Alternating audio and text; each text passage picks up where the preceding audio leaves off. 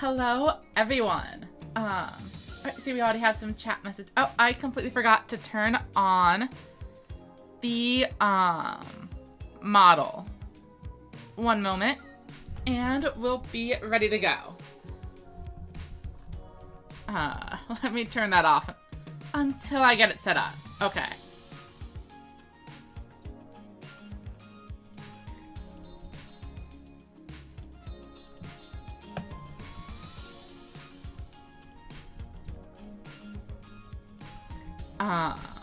Okay, and much better. Welcome, Sarah. Welcome, Pokey Fraker. Our event should be starting in just a few minutes. I've already set up the duel room, so we'll just do a quick, replay for the gems while we wait. And I'm gonna go make sure things are ready to go over in the bracket.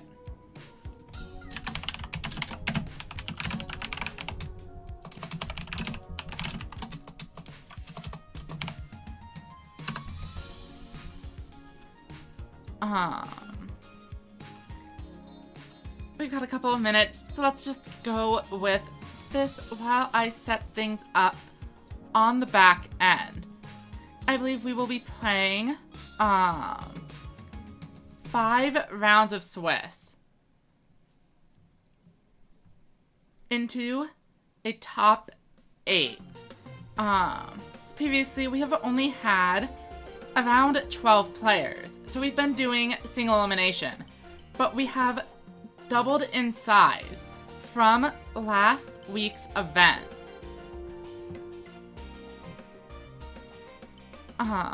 So I'm pretty excited to see how it goes. We have 24 signups ready to duel.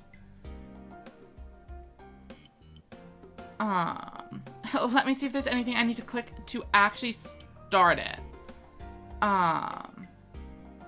Brackets, and then we go on over to, round times are not set. I should probably do that. Considering it starts in actually 1 minute. Okay, and we're gonna do 40 minutes per round. So save that. And then settings, best of 3. Perfect. Timers will be 10 minutes for the first round. And then,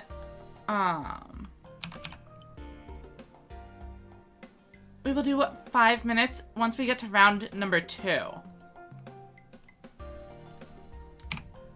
Basically, since it's the first round, we give people a few more minutes to get things situated.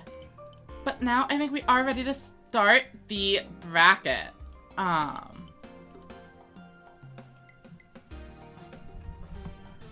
Let's head back over to the duel room and see how everyone is doing.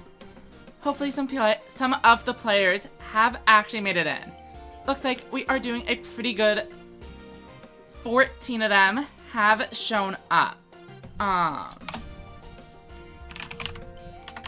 Pinging at tournament participants, and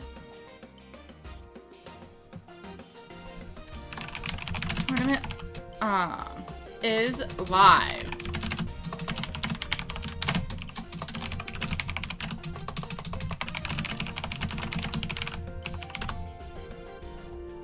And once people start dueling, we'll just hop right in and see what's going on.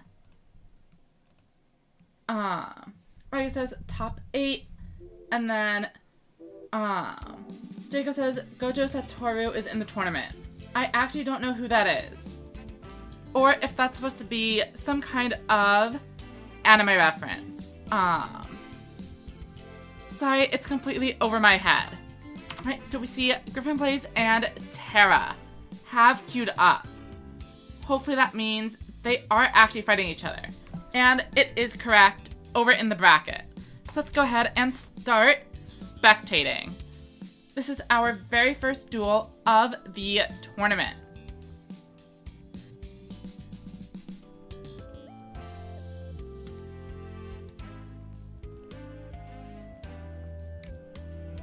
Alright, so it looks like we have...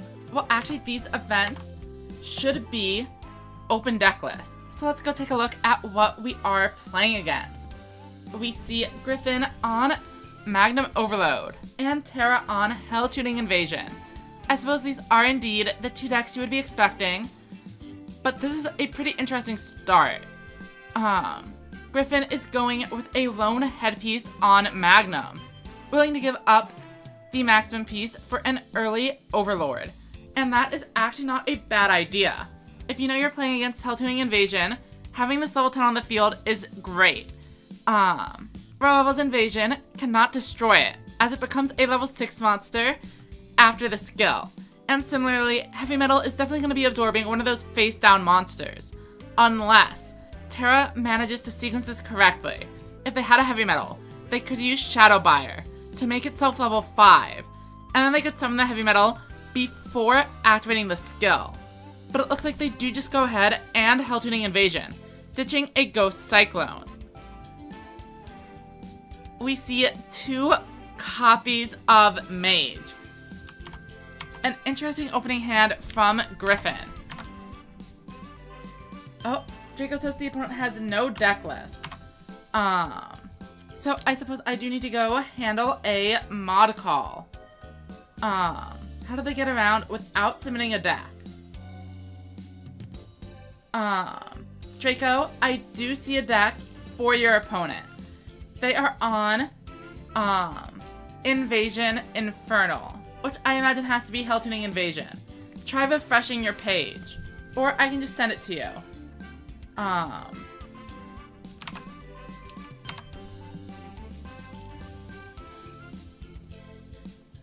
will go do that.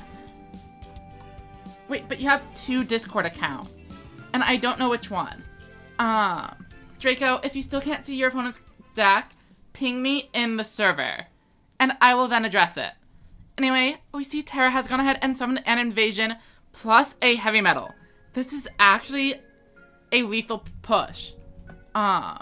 If both of these are able to use their effects, but it doesn't look like they are. Invasion does not wipe out the mages, meaning Heavy Metal is not able to absorb the high-level monster.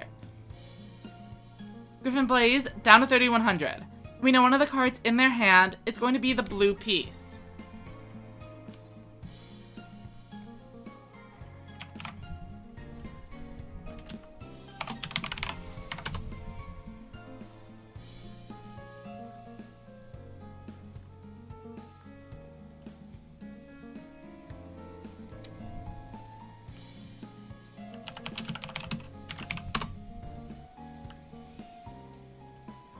And a 7-zone Magician coming in. Thanks to the effect of the skill. Magical Stream going to destroy a Ghost Cyclone. Nothing too crazy. However, without a secondary boss monster, Griffin is unable to defeat the Heavy Metal, and leaving Terra with a high-level monster on board could be a death sentence.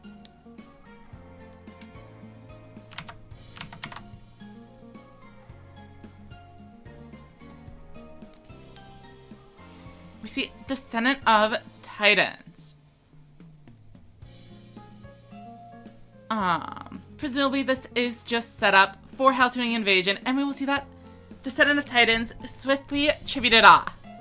Here it goes, flipping up by discarding a Doom Metal. Not many players are on high counts of Doom Metal in this deck, though I know some players are cutting the 3rd Heavy Metal to keep on running King's Majesty. And if that's the case, the Doom Metal is definitely the most reasonable replacement. We see Invasion, lowering Griffin to 800 life. Will they be able to assemble all 3 pieces of Magnum Overlord this turn? Alright, looks like there is another issue with decks over in the server. So give me just 1 second to try to find out what's going on there. Looks like they are Mentalk. Oh, interesting. My, Whistling Bird did not get dropped for not submitting a deck.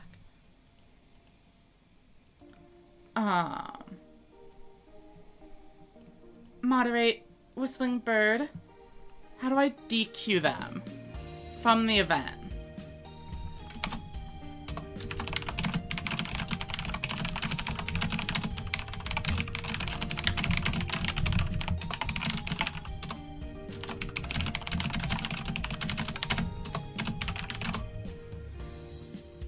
Okay, I looked away for 1 second, and I see a Magnum Overlord.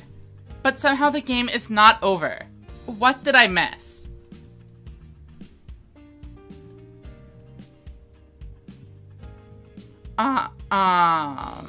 Something went wrong. For sure. Oh, there was a King's Majesty face down. Saving Terra from the Overlords. Finishing blow. Alright, let's see how Gojo and Dingus are doing. Oh, I see a trouble. Ninjetti says, opponent's deck list is not showing up. But their name, oh, wait, there it is. Okay. I just need to send them Goz's deck.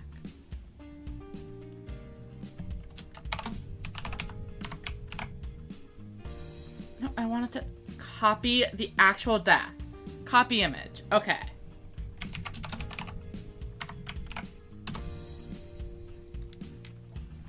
I still actually need to figure out how do I disqualify a player who is not participating in the event. Wait, nope, that's not what I meant to do. Moderate.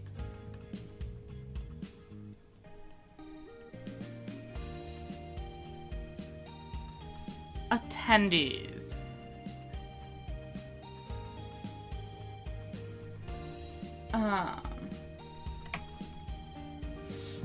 Sorry for everyone that I am missing out on the actual round commentary. A little bit more technical difficulties than expected. But I can just find Whistling Bird and probably remove them. Wait, all engines below the seed will move up. No. I don't want to do that.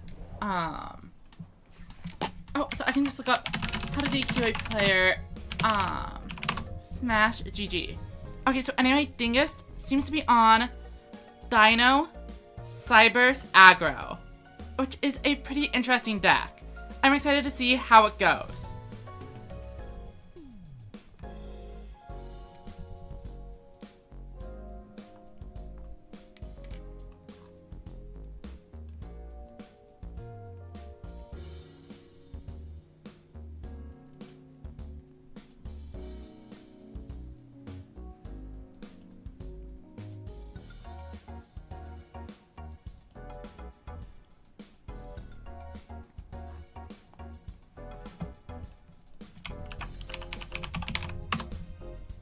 Alright, so we see the King Rex plus Attitude Hydron. That sounds like it should be a difficult board to out. However, the Royal Bubble deck is able to out anything with very little difficulty. Thanks to the Hell Tuning Invasion skill. A Royal Bubble's invasion at any time is able to clear the board of any non-maximum monster.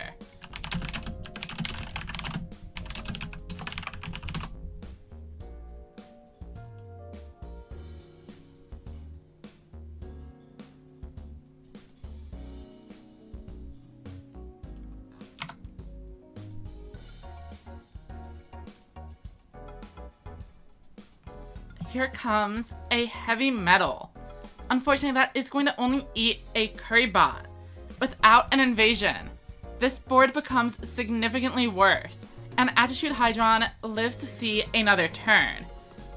Right now, there are only 2 Cyberse monsters in the graveyard, but if Dingus is able to get a third one in there, they will be able to gain a significant attack boost.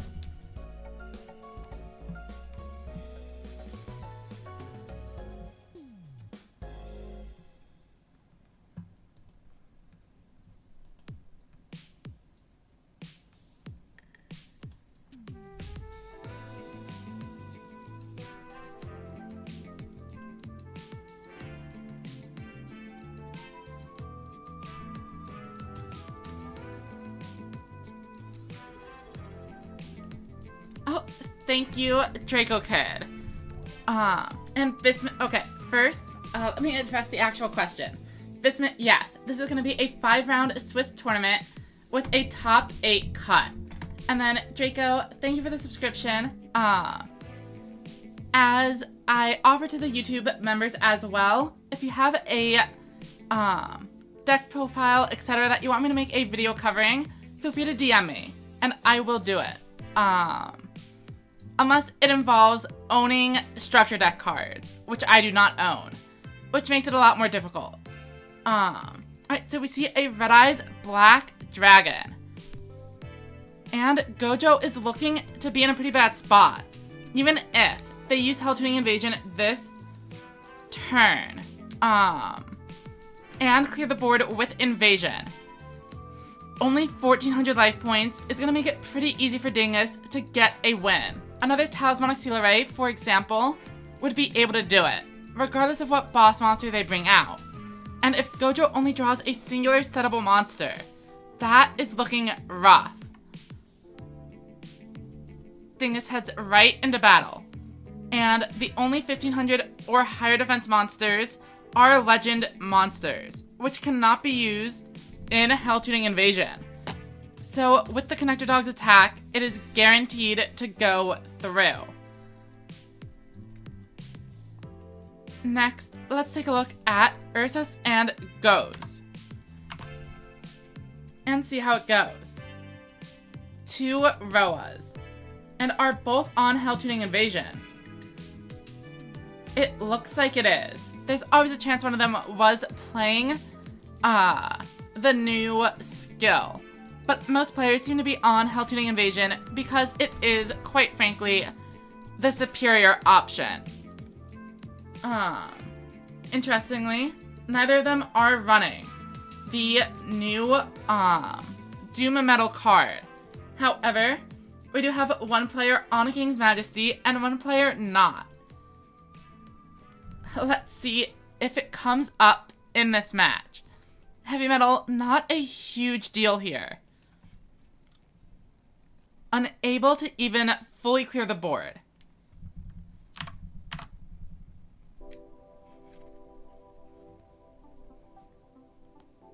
Alright, here comes a much more threatening Heavy Metal, as this one is going to be at 5,000 attack. And Ursus is in major damage. However, thanks to a copy of the guard, they are safe. And they even managed to keep a Curry Bot in the graveyard for potential advantage on the next turn. The guard here is Ursus's replacement for King's Majesty. And in this matchup, it works pretty well. Alright, we see a level 7 Shadowbuyer. It will be able to attack. However, it only has 1,200. So, if Goes is able to stop the Heavy Metal from swinging in, Shadowbuyer is going to be sitting there defenseless. And we see the widespread ruin. With 3 cards face down, it was pretty likely Goes did have something. We see a Kobold, both digging away copies of Invasion. And then we see another one summoned. However, without using the skill, Goes is going to be able to attack with all 3 monsters. A fair trade-off for not using Invasion's effect. And Ursus is down to just 1,100. They're going to need to draw some pretty interesting hands to stay in the game. Right, we see an immediate Hell Tuning Invasion. But Goes then goes to defense mode. Do they not have a boss monster? Shadowbuyer activating the effect. Recycling a Heavy Metal, always a good plan, regardless of whether or not you actually want to attack with the Shadowbuyer. And the attack goes through. Ursus' face down card may have been a recital.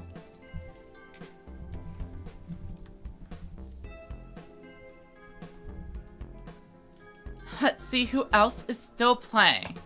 We have Manarchist up next. Now, last time I was talking to them, they were playing a bit of a wacky zombie aggro brew. However, it looks like they have gone back to Thunder, including some of the new cards like Thunder Gazelle and Dosodon. I wonder if we'll see it come up.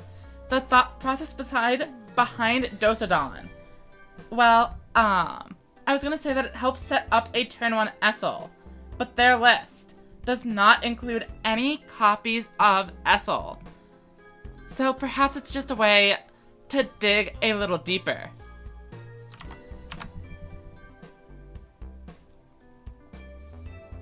We see a pretty strong board on Manacre's side, but the Trailblazing Thunderblast destroys a Clapping Thunder. Clapping Thunder is one of those cards that I think is going to see some play, but I'm not sure if I fully agree with it. As you can see, in this situation, it was very good, providing a double debuff and drawing a new card. But if you're running cards like Essel and Piercing Samurai, the odds of actually getting 3 Thunder monsters on board is fairly low. And I'd rather be running cards like Essel over the Clapping Thunder any day of the week. We see a boss monster does come out in the Prismatic Stormbolt Destroyer. And with Thunder Gazelle, there is going to be a large piercing attack coming from Surge Bolt Lizard. As long as they don't missequence it. But I would not expect them to at this point. Manacus going down below half health. And with no cards in hand or on field, it's going to take a lot to reestablish their board. Especially given that their opponent still has a card in hand, which means no Trick-or-Drago Piercing and no Thunder Gazelles. Here comes the Dosodon. Is discarding 2 going to actually help them here? They discard 2 Vanillas. And in comes the Thunder Gazelle, who is pretty worthless here. So we do see the Dosodon sending Vanillas to set up the Stormbolt Destroyer. However, they also could have just tributed off a Vanilla for the Stormbolt Destroyer. So it really depends on how valuable the extra card they drew here off of the Dosodon was. It's also worth noting, Manarchist has exactly 2,800 life left, and they have 2 0 defense monsters on a board. A Trick-or-Drago immediately ends the game. We haven't seen any, so they'll have to draw one of the 3. A Duckbill is not good enough. So let's see if they've got it. Blitzforce says, can I join the duel room? This is currently a tournament, but after the tournament ends, I can play. If you want to participate in the tournaments in the future, check out the various Discord servers that are organizing them. Mohammed says, which card should I get for the 950 gems? So the bundles. If you don't already have Widespread Ruin, you definitely need to go with that one first. And then other than that, it really depends on what deck you're building. But Widespread Ruin, a solid first point. Other than that, it's mostly deck specific. And a lot of decks are able to use the free cards like Force Fader and Shield and Sword. Oh, for Speed Duel. I, do not know. I think those ones are probably even more deck specific. Cards like Emergency Teleport are only going to be useful if you're playing a Psychic deck. Or something that can run an engine. Anyway, we see the Trick-or-Drago does come in and ends the game right as expected. Let's go take a look at the matches. I think that might have been the final one. Actually, we are going to a game 3. this is the final match.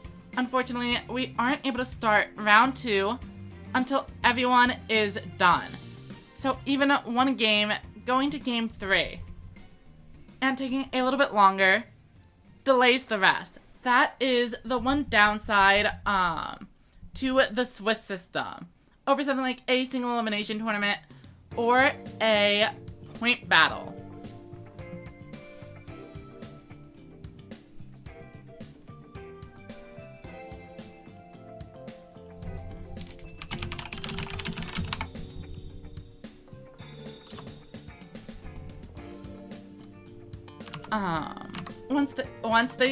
Once they get started, we should be good to go. Let's spectate that, and then, players were asking about the tournament structure, so I'm gonna go ahead and send them something.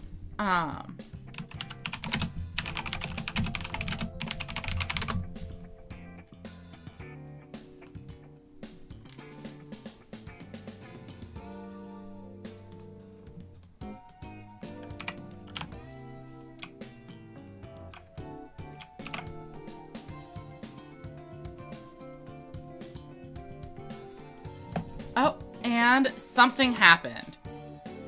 I have no idea why the duel ended immediately. It might be an error on our end.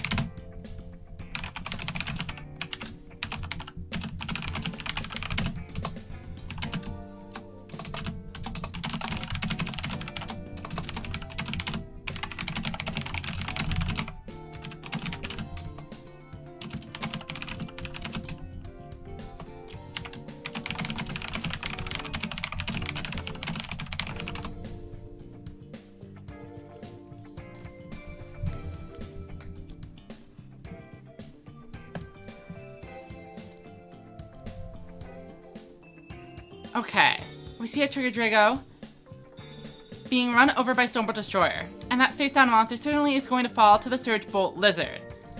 However, Manarchist only takes 600 damage, so it's not that bad. Manarchist can definitely make a comeback here.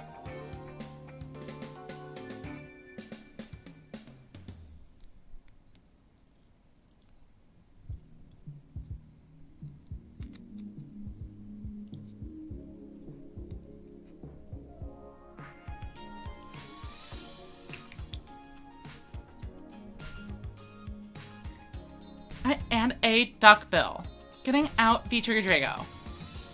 Manarchist's opponent has indeed kept a card in hand though, preventing either of these Thunder Gazelles or the Trigger Drago from actually gaining piercing damage.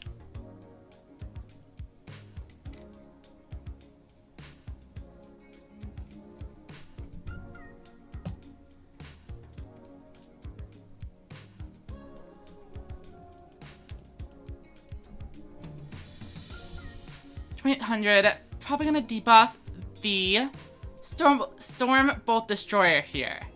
But I don't think there's a huge case for actually switching a monster into defense mode.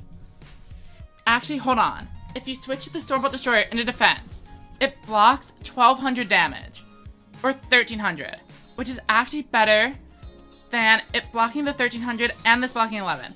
Manarchist calculates correctly and gets in for a couple hundred extra damage, as long as nothing goes terribly wrong here.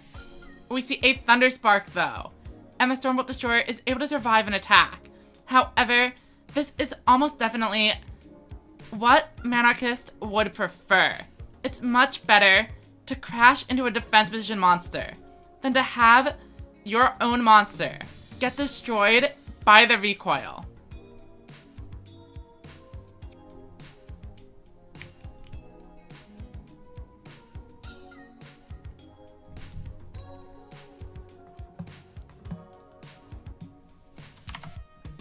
And Manarchist even keeps a card in hand themselves this time. It really bit them in the last game. And it seems that the extra card from Clapping Thunder is coming in handy in the mirror.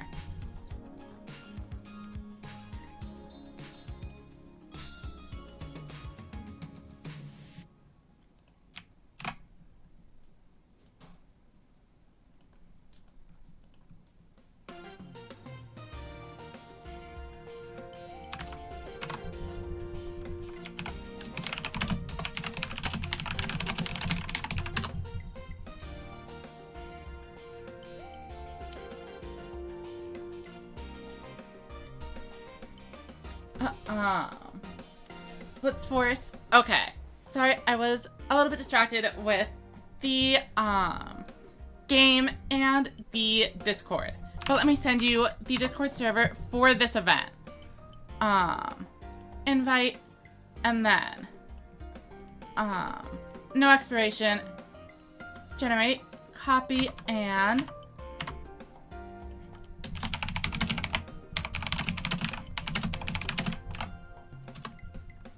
that should be the right one. And then moving on, Jadis, it says it's deck by deck specific, but generic spell trap have an upper advantage. Oh, for the bundle cards. Okay. And then Sylvia says mulligans. It was possible it was just a error. I think the mulligans comment is about how the duel ended immediately when we entered the first time. Probably just an issue on our end. Funny says, where can I join? I sent over the Discord server link, so you should be good to go.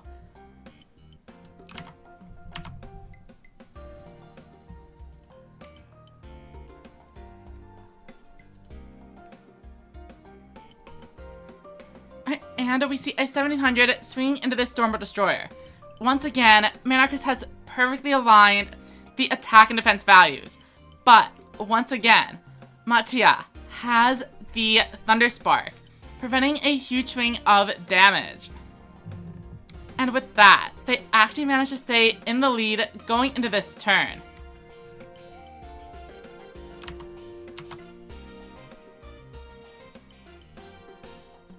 Duckbill using the effect.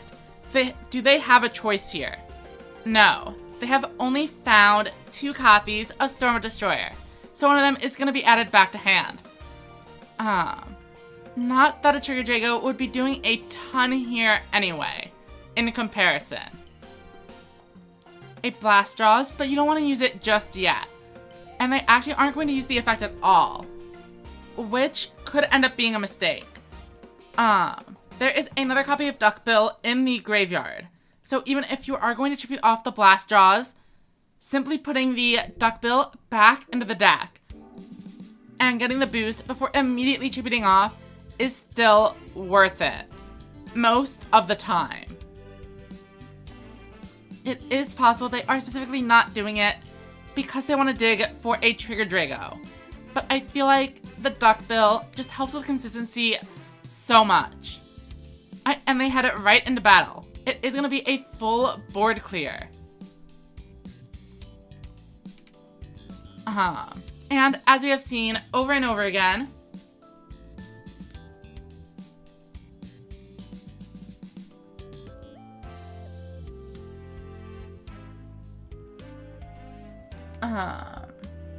Bismuth is asking about the top cut thresholds.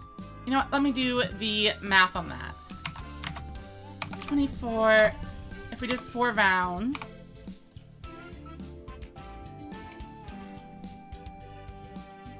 You know what? I think it probably would have been a pretty clean record with 4 rounds. You're not wrong. I know we definitely had a few people joining at the last minute, which always messes it up because, if you have like 16 players, it's actually a pretty good way to do just like 3 rounds, for example. And then everybody with X1 will make it. Anything that's not like an exact power of 2 can get a little bit tricky.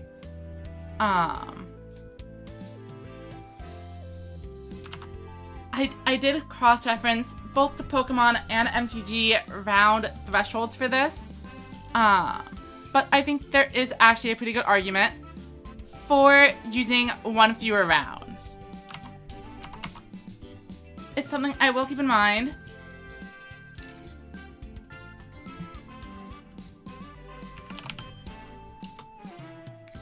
For future events. A double Stormbolt field is this game. If Manacus doesn't have a trap that will save them, this could be it. We see 900, but Thunder Beetle boost, providing an extra 2400, keeping Manacus around. Is a 1 turn going to be enough though? 3000 life points is a ton to get through when you don't have access to a Trigger Drago piercing.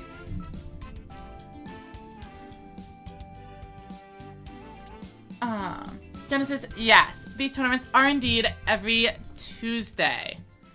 And Fisher says, when is the nerf to Rebels? We don't know. We know on April 4th, the new ban list will go into effect. However, they haven't announced any skill changes, which is a little bit unfortunate. Alright, so we know Manacus has finished their match. Hopefully they will confirm it soon. And then I can start the next round. I'm gonna head over to start GG, so give me just 1 moment. Actually, it's probably gonna take me a couple of minutes to make sure this thing is getting set up. So, we are going to take a quick break while I am handling the back end.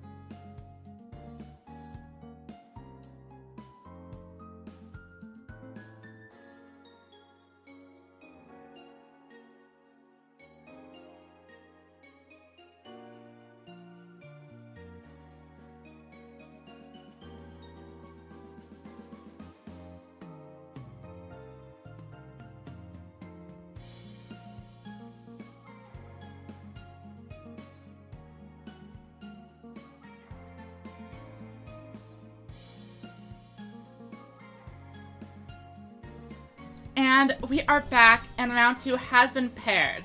Welcome, Harrier, and everyone else who has joined us. By the way, if you all have not, you should definitely go follow Grand Harrier's channel. They run Rush tournaments, except much more competently, every Sunday. So it's on the weekend, so more people are free, so they're bigger, and Grand has a ton more experience than I do. Thank you for the follow, Ursus. We should be getting into round 2 as soon as players are paired. And it looks like some of them have managed to find their opponents. Let's go ahead and see how Bisma and Sora are faring. Let me pull up their deck list.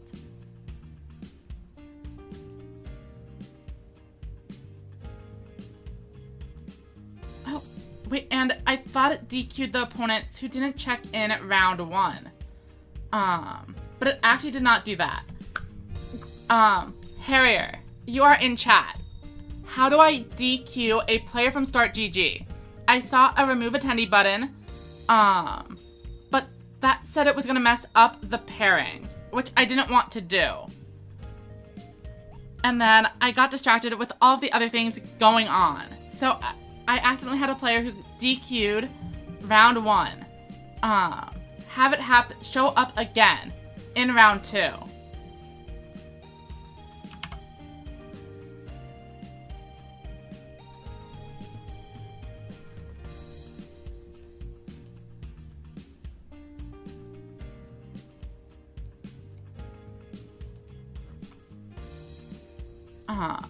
Let me go check all the players who DQ'd from round 1. That way I can actually remove them from the event.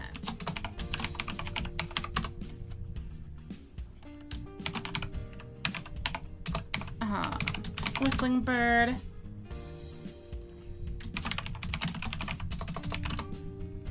Technifrog. And Jackson. Okay. So I know which players I do need to DQ. I actually just don't know where on the set I'm supposed to do it.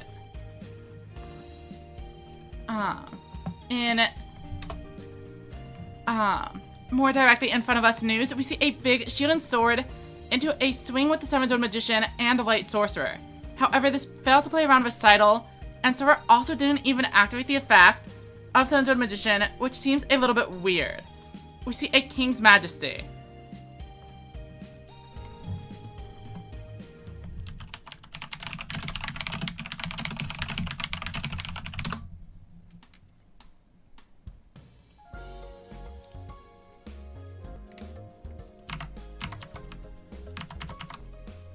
Okay, I should be able to go to pools and seating, choose the switch bracket, find the name, and drop them there. Okay. Pools and seating. And thank you. Welcome, Diego.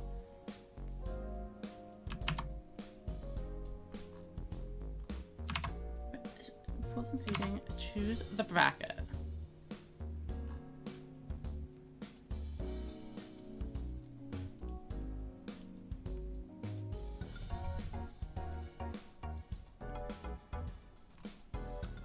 Oh, and we see Bismuth conceded, or Sora conceded. Let me pull up another match while we handle this. Gonchi and Marco are both pretty well-known players, so that should be a good game. Drop player, disqualify.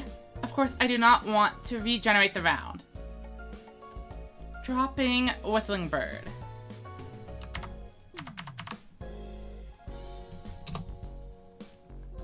And then, I'll give the other players a chance to show up for this round. Alright, so Marco is going in with a Dragius. Always the card you don't want to see turn to, especially not when paired with 1500 defenders. That's a bit of an odd choice, though. We know Gonchi absolutely is not going to be running a bunch of monsters with over 1500 defense. So they got in for only 1500 damage when it could have been 2500.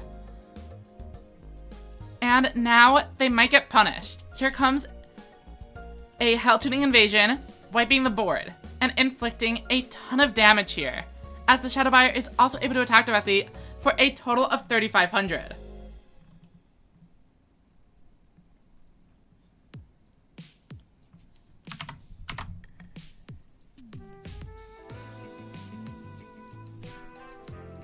Alright, Talismanic Seal Array. And show me a second Dragius, and they do.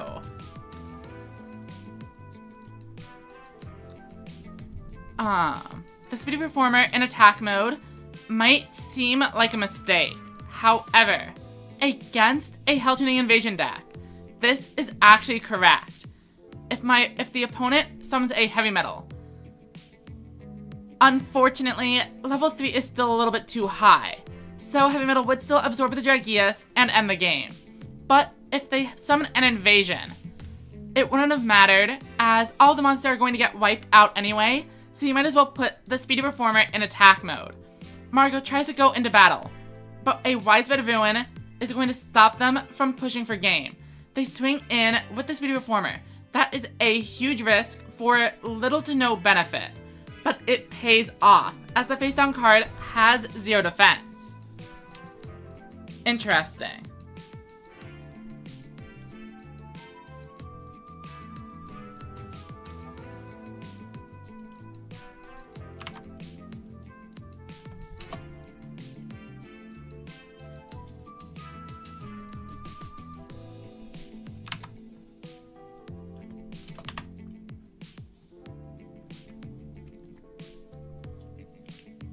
It is now Gonchi's turn, and they only need to be able to get in for 2,500 to win this game. It shouldn't be that hard, but they are spending a lot of time thinking, so maybe they have different lines available to them.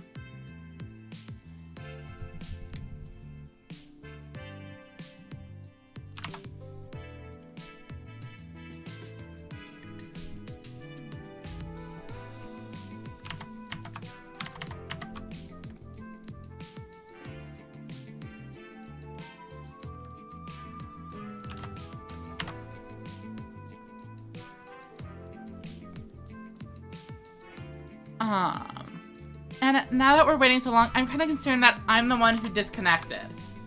But it looks like everything is online, at least on my end. What are my thoughts on Rush Duels? Honestly, I do think the meta was a little bit better before the box release, but it's also possible that the meta was not fully developed. A lot of the players had gotten kind of sick, exhausted, tired of aggro and everything else. So there weren't a ton of events in between the first Rush Festival and the release of the Rebels mini box number 2 with Yggdrago, etc. So it's hard to say for sure. I know people were playing stuff like the Magician's Shuffle after that structure deck came out. But it felt like just about anything in the game could compete. And now it feels like we are very much in a 3 to 5 deck meta.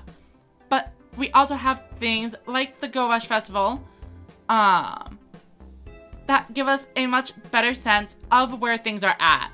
And I don't really mind a ton of these different decks. It looks like Marco manages to pick up a bit of an interesting win.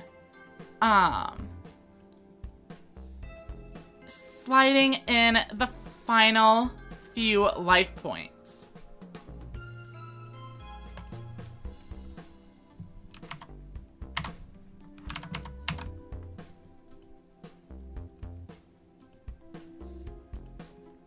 I'm gonna go ahead and finish dropping the rest of the players that did not show up. And we should be good to go. Hopefully that is it for technical issues this tournament.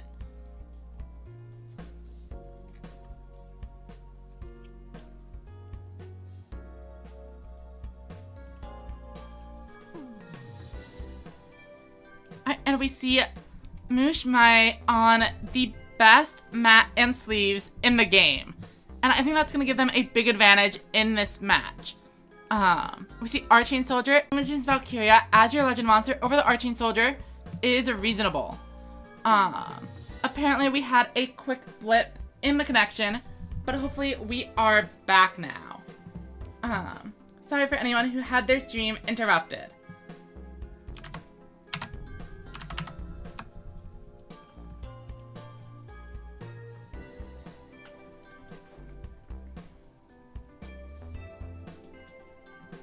And now we have a ping by Paco saying they aren't able to find the opponent's deck.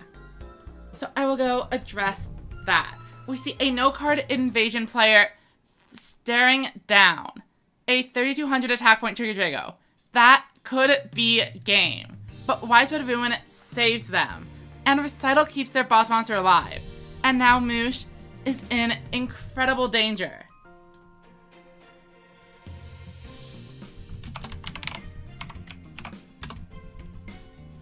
Rogue of Archfiend gives their monster immunity to Widespread Ruin, but it's Thunder Spark. Though the 500 isn't going to make a difference here either. With 2700 direct damage coming in, Moosh is taken down.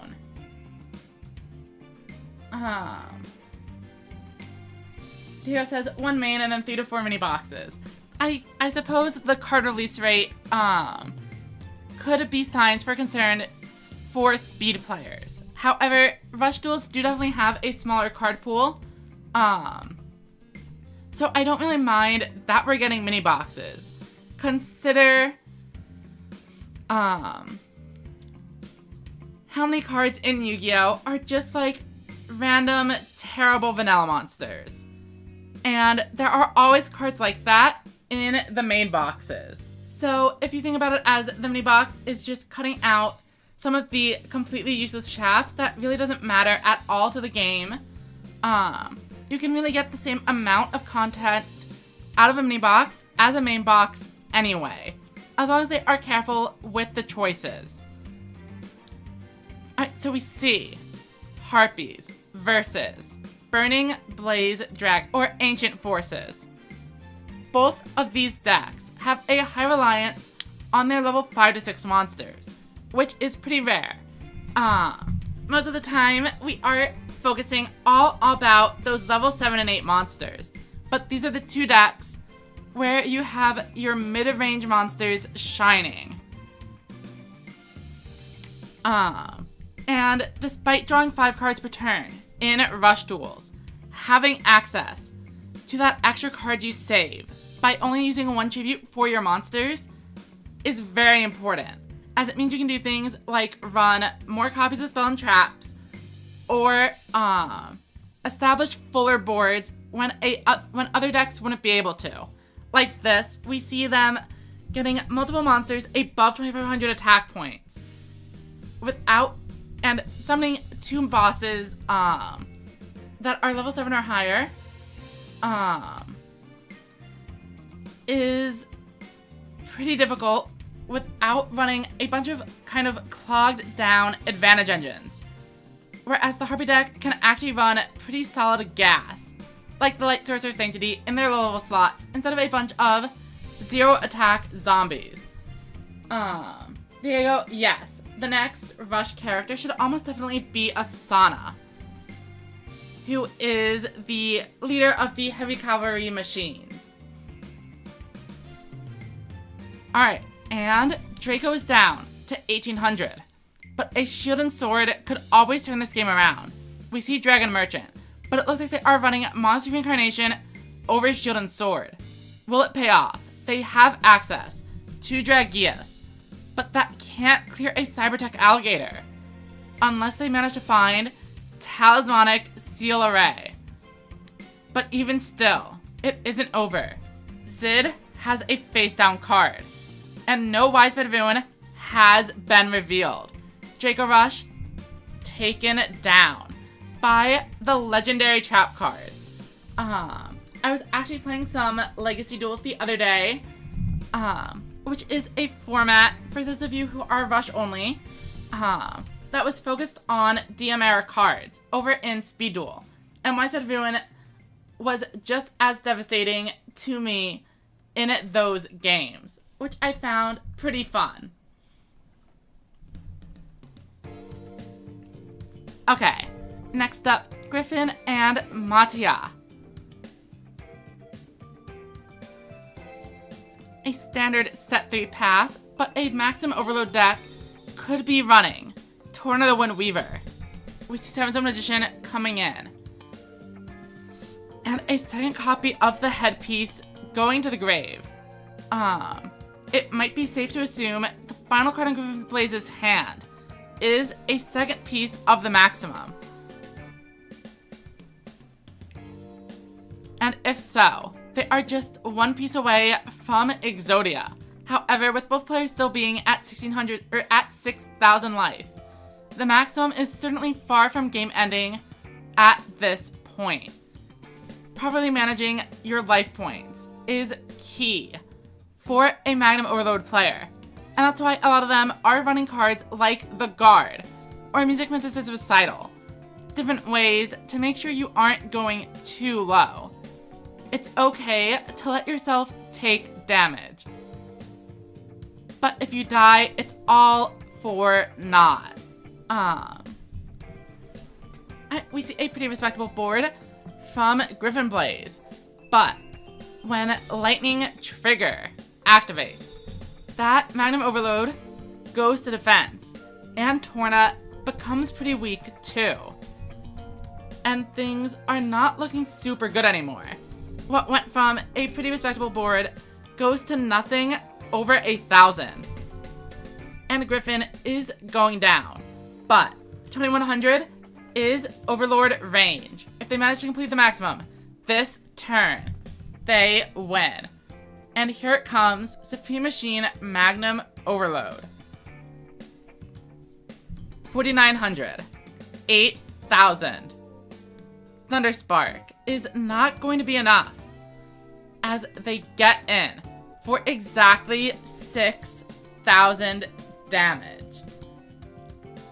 And Griffin takes a comeback victory, clutching victory from the jaws of defeat.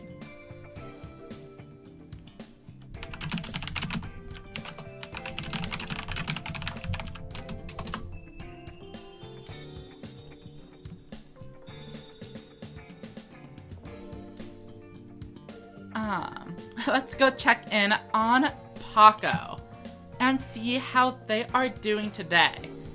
We have a match between Ancient Forces and Hell-Tuning Invasion.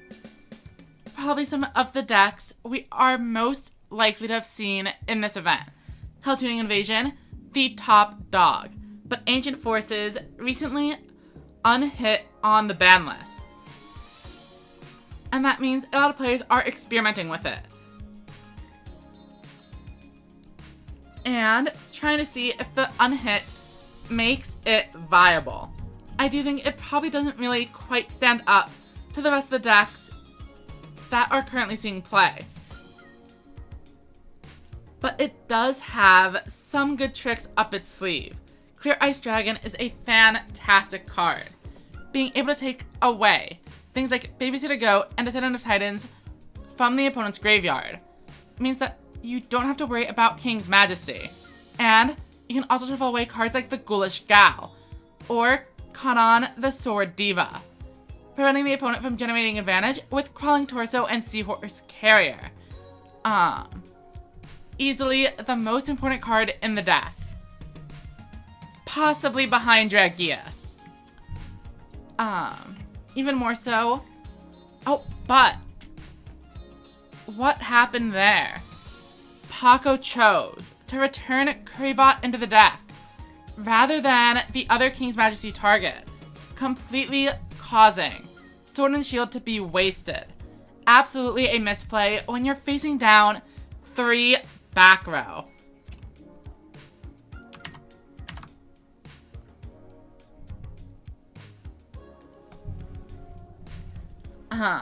Welcome Penguin, Plus Minus, and Griffin.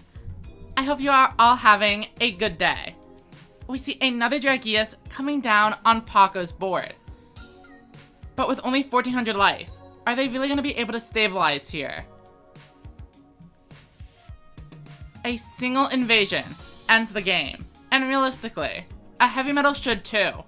All they have to do is swing into the Phoenix Dragon. You wouldn't even need to use the absorption effect. But invasion here is going to clear out the board and swing in. However, Widespread Ruin keeps Paco alive for one more turn. Even so, I don't see this ending well for Paco. They would need an absolutely incredible set of draws. And for Goyo to brick. Here comes Ancient Arise Dragon. But another Widespread Ruin to protect from a 2,400 direct attack. Or potentially 3,000 if if they actually did activate the effect. And here comes Heavy Metal, swinging in for 2500 and ending the game. An unfortunate loss for Paco. 5800 life. Barely a scratch on the Rebels player.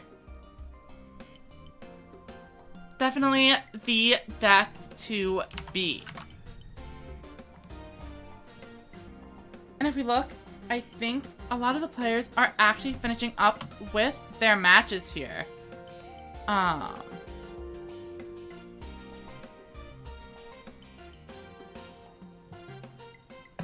Let's go see what Draco is up to.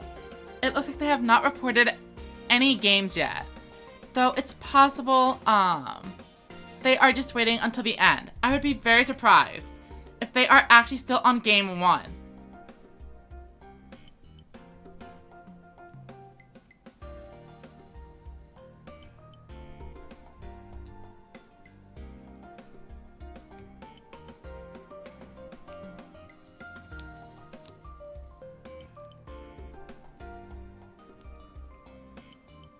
And Draco is bringing in a turn 1 Burning Blaze Dragon. This is somewhat reasonable, except for the fact that Zid is going to absolutely take advantage of this. 2 1800 monsters sounds like a good board, but I think just putting them in defense mode would have been the right play. They don't have a ton of piercing. And now Draco is going down to 1900 life on the first turn, whereas just setting the 2 monsters would have at least bluffed a Clear Ice Dragon in one of the slots. Hysteric Force would have been able to flip up one of them, but it would have been much less damage. Here comes Multi-Strike Dragon Dragius, plus Clear Ice Dragon.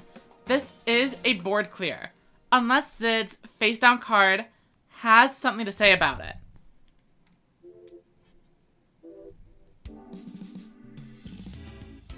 First hit is clean, and it looks like Zid is actually taking a huge counterattack.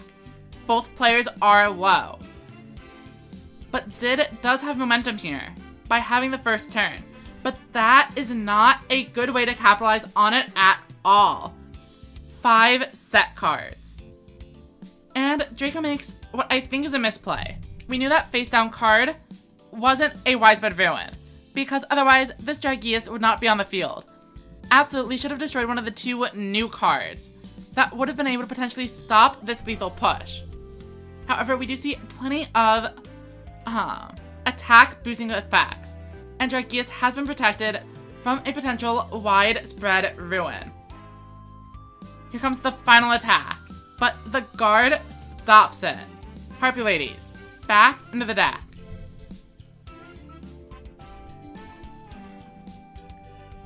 We saw a good opportunity for a Ghost Cyclone, but it doesn't look like Zid has one. 2600, just barely eking over that Dragius. Is that going to be good enough? Have the Royals been rebelled? They seem to be doing quite well, actually. Renegade, I'm not sure we've seen a Rebel player lose a single game we have spectated. So far. They definitely might have, but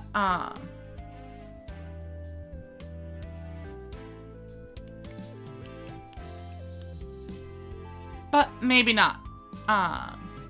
There has been a lot of technical difficulties, so I haven't been fully locked in on the commentary. We see a Cybertech Alligator, but they don't even choose to attack, being too afraid of a trap. Unfortunately for Zid, a Talismanic Seal Array is going to leave Cybertech Alligator weaker than all 3 of Draco's monsters. But we also see a Dragius coming in. Burning Blaze Dragon is going to go up to 2800. And that means this should be game. Widespread Ruin, not going to be enough. Dragius can clear out both monsters, and Dragonite can finish it off. welcome, Sora, and thank you for the follow.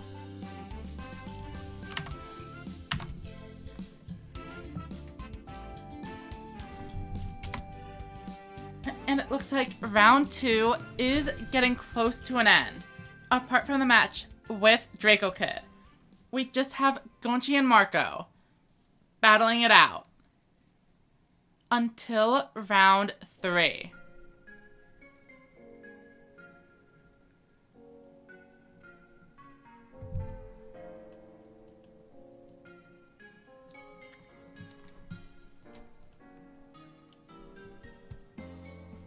Oh, and welcome, Crimson Reaper. Glad you can join us. Alright, so we see, once again, Draco has put the Burning Blaze Dragon in attack mode. And one of them in attack is fine. This prevents Hysteric Force from flipping up a weaker monster. And as long as they don't get punished by the Shield and Sword, an 1800 is probably better than whatever those other 2 set monsters are going to be. They are going to take some damage, but that is inevitable, and they've mitigated it as best they can. A reasonable field from Zid, but nothing Adragius and some Dragon's Infernos could not handle. We see a crawling torso, flipped up, but unfortunately, just like Seahorse Carrier, it has to be normal summoned to get the recursion effect. So, the flip summon doesn't actually do anything. We do see a Dragius again though, and with Ancient Forces, boosting up Burning Blaze Dragon. That Dragius is going to be protected from any widespread ruin. It looks like Zid might be on bluffs though. If those set cards are just dead, Ghost Cyclones, they are not going to be able to get any value out of it. We see a Light Sorcerer of Money. And they are paying the 300. And they pay another 300. But that seems worth it. When you have 2 of these on the field, the effect becomes so much stronger. But the question is, do they have a second monster capable of clearing the Burning Blaze Dragon?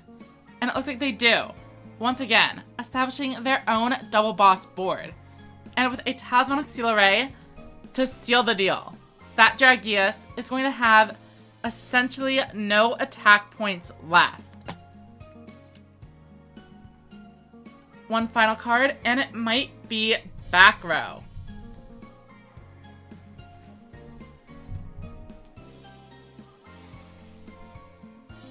We know Zid is only on a single copy of the Guard, plus the Widespread of Ruin.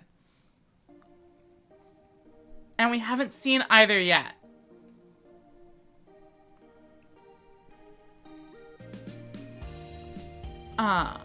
Draco appears to be backed into a corner, but an Ancient Arise Dragon could be pretty good here, is what I would say if they actually had any. Draco is running Ancient Forces with no copies of the signature boss, instead opting just for Dragius. The 5 level 6 monsters serve as Widespread of Ruin magnets to let Dragius do its thing. Here it comes, 400 damage, but it's not going to be able to clear the Cybertech Alligator without a Talismanic Seal Array. Or, there is no other way in Draco's deck to actually have Dragius clear a 2500 monster. They are running Dragon Merchant, but that card is only able to boost level 6 or lower dragons. We see another Harpy Lady Sisters middle piece, and with this, there are going to be 2 monsters capable of taking out that Dragius. Summoning a 3rd monster should provide a guaranteed lethal push, especially when a Talismanic Seal Array joins the fray.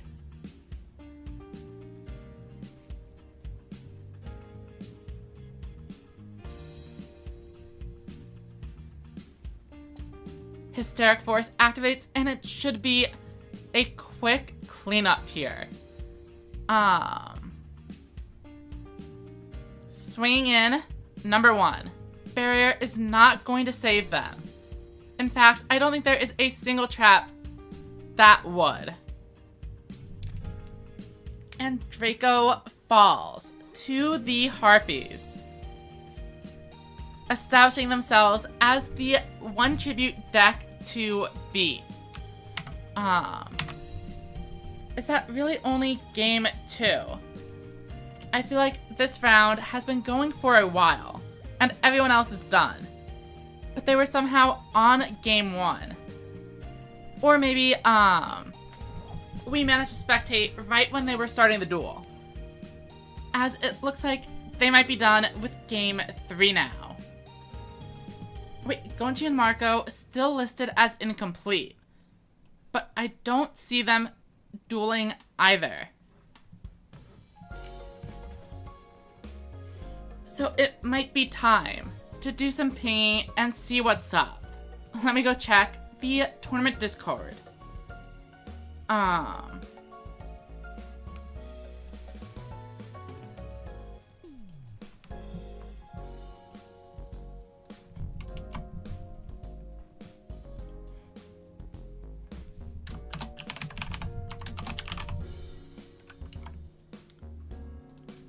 And I think we are nearing the end of the round, so we might be back in a couple of minutes. It might be time to take a break and make sure this is all getting set up and reported properly. We will be back in a few minutes. Stick around for round 3.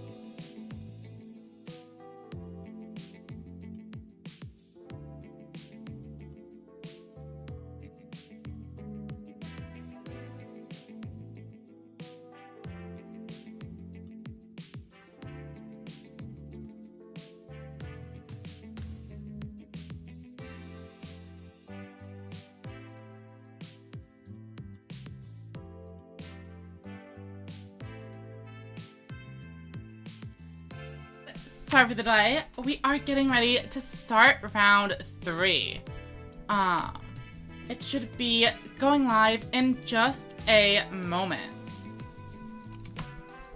I've sent out the ping, and players are going to get ready to start their duels. We see 2 players have already checked in.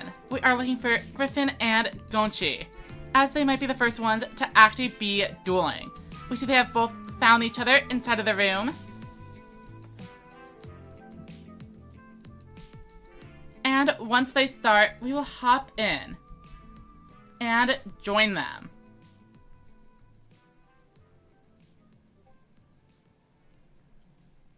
Oh, I see a ping over in the Trouble tab. And they are asking for the opponent's deck list. No problem. I can send it over.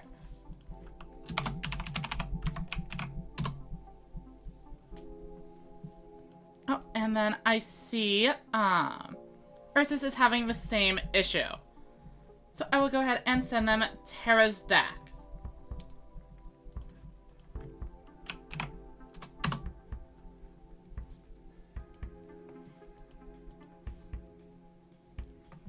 I see a ping over in Talk. And Zidiane is I wonder why it's so many more issues today. I feel like nobody has actually had this issue in any of the previous events we've run. But that is okay. We are able to go ahead and send them the images. So I don't mind. And Tomato says some big names are playing today. Absolutely. I recognize probably I'd say over half of the people currently participating. Let's go over some of these names. We have Sora and Paco, 2 players that placed incredibly well in the Goha Rush Festival that just concluded. Marco, probably one of the most recognizable names from Grand Harrier's Discord server. We have El Silas, a player who has won one of our previous events in this server using Thunder. And then players I recognize on top of that include Draco Kid, Manarchist, Griffin Blaze, Gonchi, Bismuth, Giorfio, Terra, Dingus, and Goes, a player that I know from Speed Duel and who has been playing for years. Though it looks like they didn't actually show up last round. So there is a chance they get DQ'd again, and I will drop them if they fail to show up twice in a row. I give everyone 1 grace round before dropping in case they actually did have an issue. Sometimes players are playing these events while they are at work, and they can't check in for every round, but they still want to play where they can.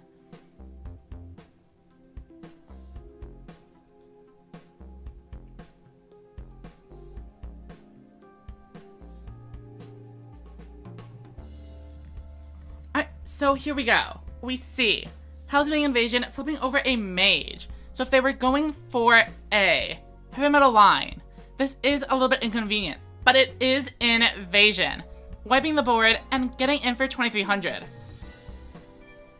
The SL goes back to defense as it is unable to attack when the skill is activated. And this does seem like a formidable field. However, Overload can get you out of nowhere. Even if this isn't an OTK from 3700 life, if they add in a Talismanic Seal Array.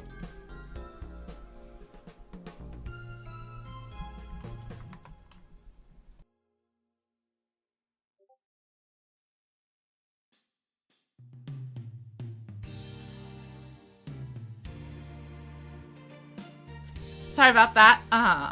Microphone was being a little bit uncooperative for a second, but it should be fixed.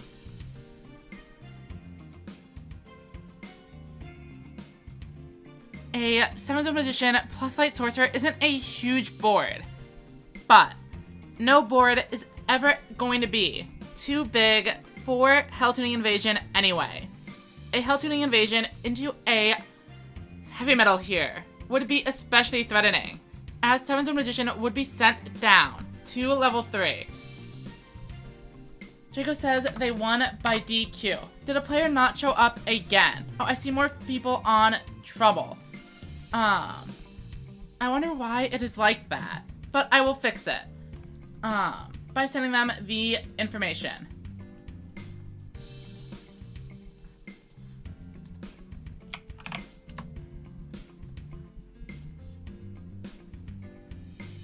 And then Bisma as well.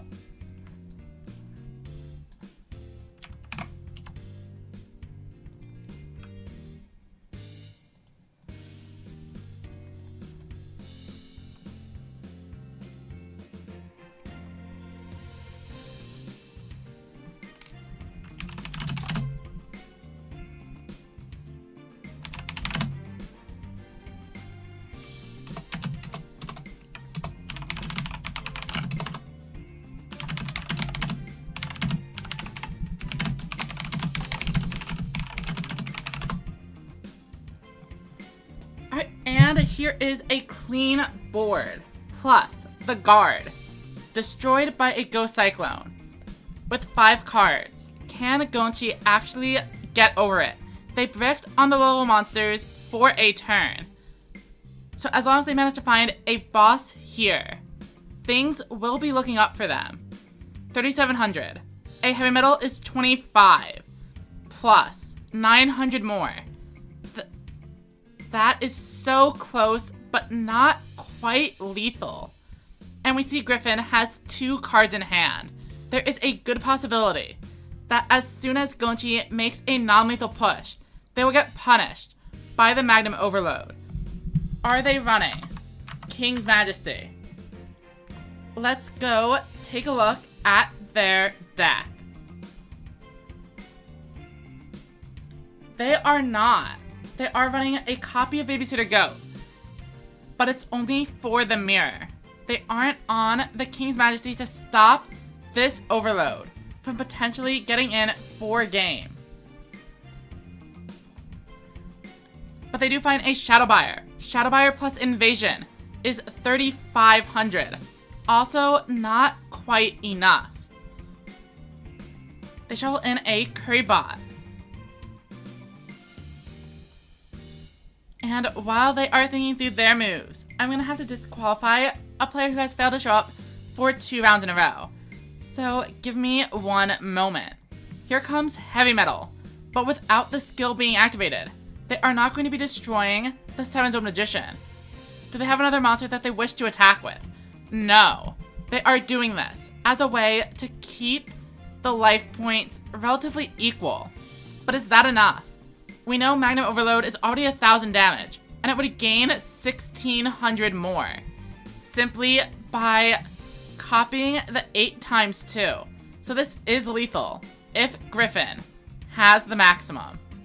But it looks like they are using the skill, which usually is an indication they don't.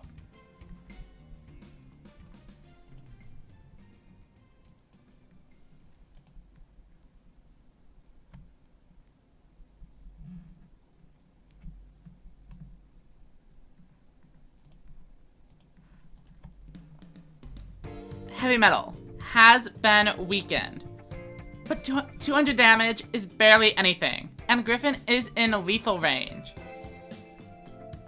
We see a Torn of the Windweaver. If they flip a 0 attack monster, it could be devastating, but it seems quite unlikely. And even if they did, Gonchi would survive with 100. But they throw down a back row instead. It is the Widespread of Ruin. Heavy Metal survives. And now Griffin is going to need that back row card to be very good if they want to survive this next turn. And even if it is the Widespread of Ruin, an invasion here is game. Let's see how many bosses they've gone through. 2 invasions and 1 Heavy Metal. They have 3 bosses left.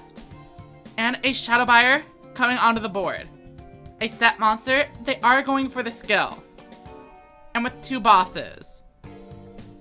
it's going to be quite difficult for Griffin to survive. Discarding a heavy metal. Do they have the third heavy metal or the third invasion? It is invasion, and that is going to close out this game. Griffin concedes.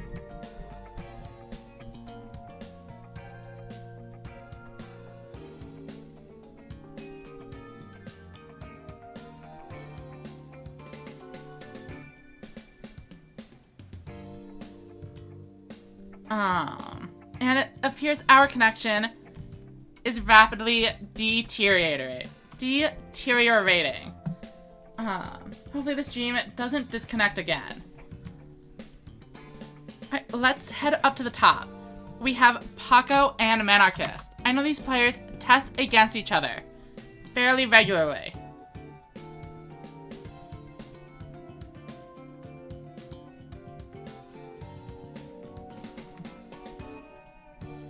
So they should have a good idea of how each other play. But did they discuss decks this event?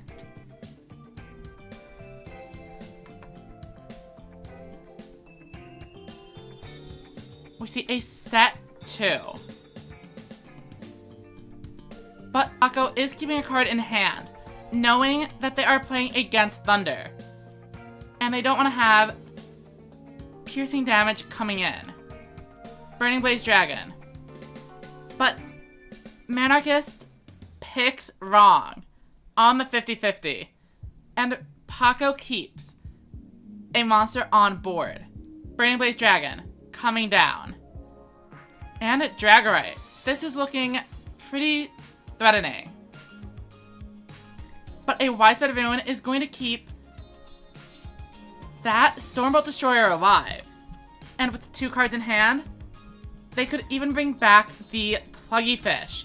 However, with 5 cards, do they really need it? I wonder what cards they would be keeping around.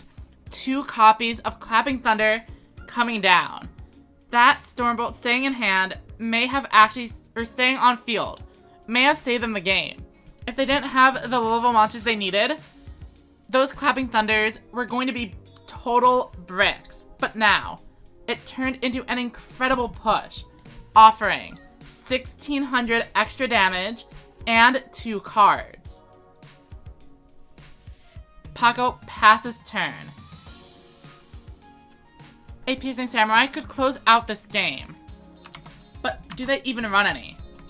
Let's find out. Head over to here. And they are on 2 copies.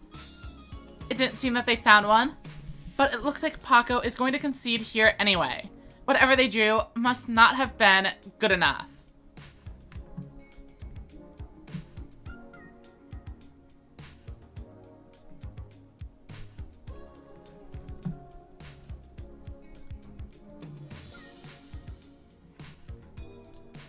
Bum, bum, bum. Bum, bum, bum, bum.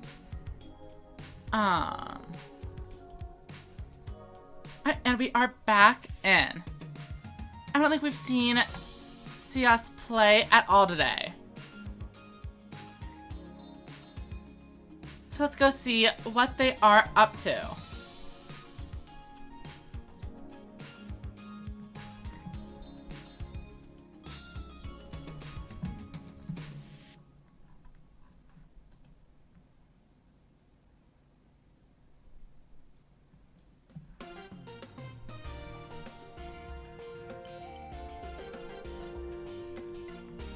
Alright, starting off with a respectable set 4. And we see its Darkness Sleeves. Not sure how well they match the Bright Lightning deck. A Piercing Samurai coming in and getting in for 200. Not a ton. But you never know when that few extra life points will make a difference. If only they had attacked the Angler Coilfish instead.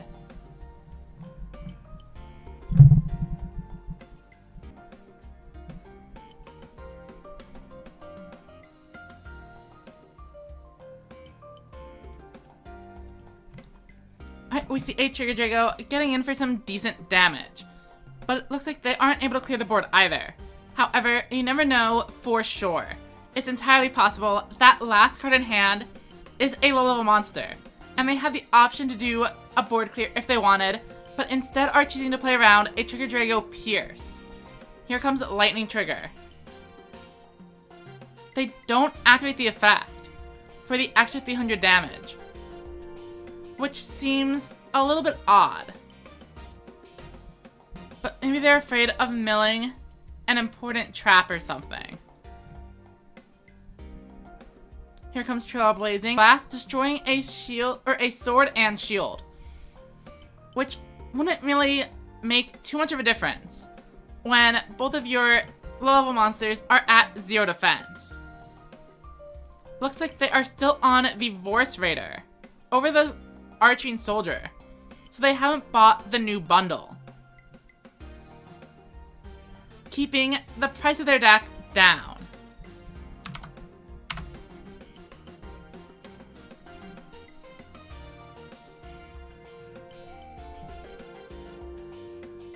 We see a Censored Duckbill, which absolutely could bring back a Trigger Drago, but they choose not to.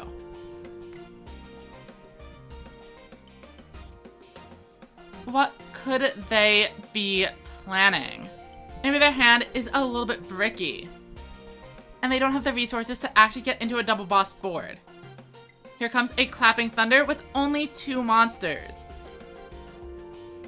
And that is why I sometimes struggle to endorse running that card. It feels really bad when you don't get the draw. We see a Seal Array. However, they only have 3,900 damage represented on board. There's no way this is going to be lethal. And that means they are going to have no cards in hand against a Thunder player going into this next turn. And with only 3,000 life points left, they are in a lot of danger here. Any reasonable draw can get through this board. And even if it isn't lethal, it is going to be very close.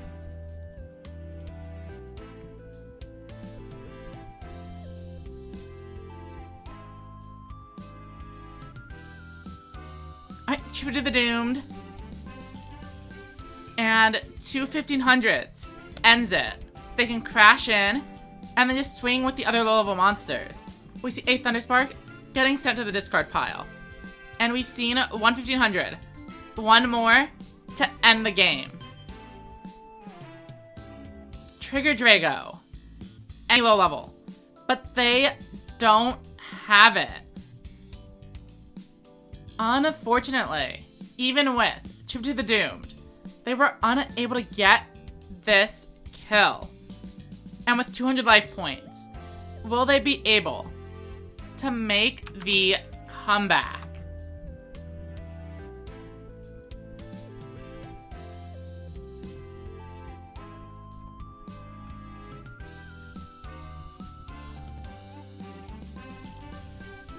We know that Mattia is running 3 Thunder Sparks, so they do have some protection. But Shield and Sword into a high level will be enough to clear this. Or even a low level after the debuff. Thunder Gazelle coming in, but not going to get any value because they aren't going to be switching the Trigger Drago to defense mode. What they need is any boss, as this will lower the attack of the opposing Trigger Drago by 700. Now, do they have Widespread Ruin to stay alive? They have 700 guaranteed damage, but the real question is if Trigger Drago connects, this game ends. We see Thunder Spark, and it is not enough. The Thunder Mirror is a wild and swingy time. And it looks like Cios came out on top.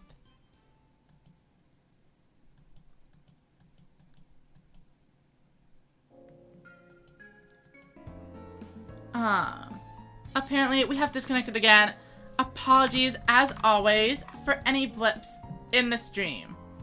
I don't know why it keeps happening. My internet seems to be reasonably fine today. But I suppose not when it is disconnecting. Fortunately, it's not an extended disconnect, and we are getting right back into it. We see both players opening with a set pass board. This Essel mills 2 bosses immediately. But a monster reincarnation means that maybe that is exactly what Terra was looking for. Heavy metal coming down and absorbing the Shadow Buyer. If Terra also had an invasion in hand, this would have been a turn 3 lethal. But instead, they have 3 back row. And we see the response, Heavy Metal Invasion, to wipe the board clean. Rogovar Chain protects from a Widespread Ruin.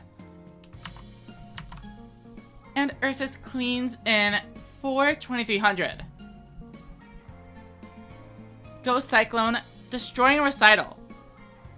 Recital, a great card to deal with opposing heavy metals, but doing that requires you to have 2 monsters on board. And of course, no amount of Recitals are going to save you if Invasion is destroying your field. However, Ursus is not just running Recital. They are also running the Guard, and they are managing to protect themselves for another turn here. Kobold digging in, and here comes a Hell-Tuning Invasion. We could see another invasion here, despite the discard. And it's a heavy metal. Unfortunately, that is a little bit rough, as they are now swinging into an invasion, which is also getting blocked by a King's Majesty. Ursus is in trouble.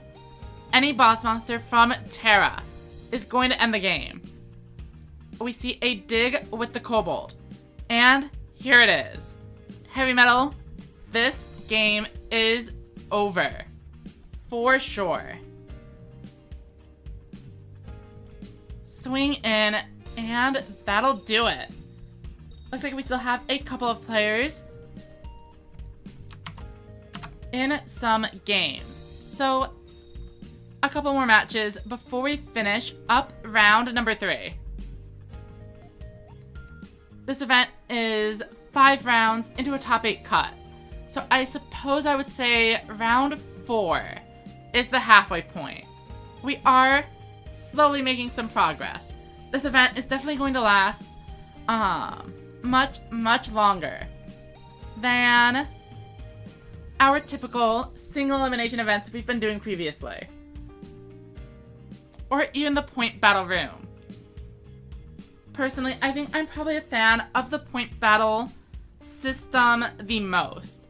We have Harrier running great Swiss events, Quantum for those single elimination fiends, and I don't think the Western community really has a ton of point battles happening, especially compared to Japan, where there are daily point battle events.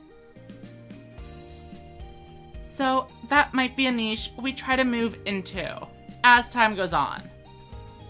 We see an immediate Ghost Cyclone destroying a copy of the Guard and giving Diorfio an extra card. And they choose not to use Torna here, which to me suggests the card in hand is definitely a second piece of Overload. I feel like most other things you'd be free to just toss out. Especially if it was a low-level monster, you'd have no issue discarding it. And if it's something like 7-Zone Magician, you probably would have already summoned it. Diorfio using the skill again. And this time, a 7-Zone Magician is making its way onto the board. And they mill the Magician's Valkyria. but it doesn't matter if they are getting in for decent damage. Putting on the pressure to force them to get you low. And then you'll either kill them outright or you'll draw the maximum. Let's see what happens. Even if the 7-Zone Magician is cleared by the Harpy Lady Sisters, I'm giving the advantage to Giorfio right now, based on the current situation. We see them just setting a monster and bringing in a headpiece on its own before activating Magnum Overload and getting rid of a blue piece. But does that mean they have the third headpiece available? Or are they simply deciding to swing in?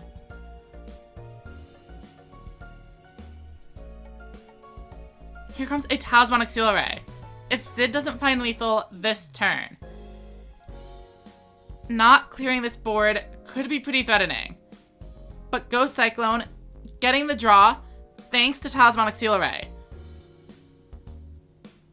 could be quite useful, as Harpy Lady Sisters is going to be exactly 3,100 damage.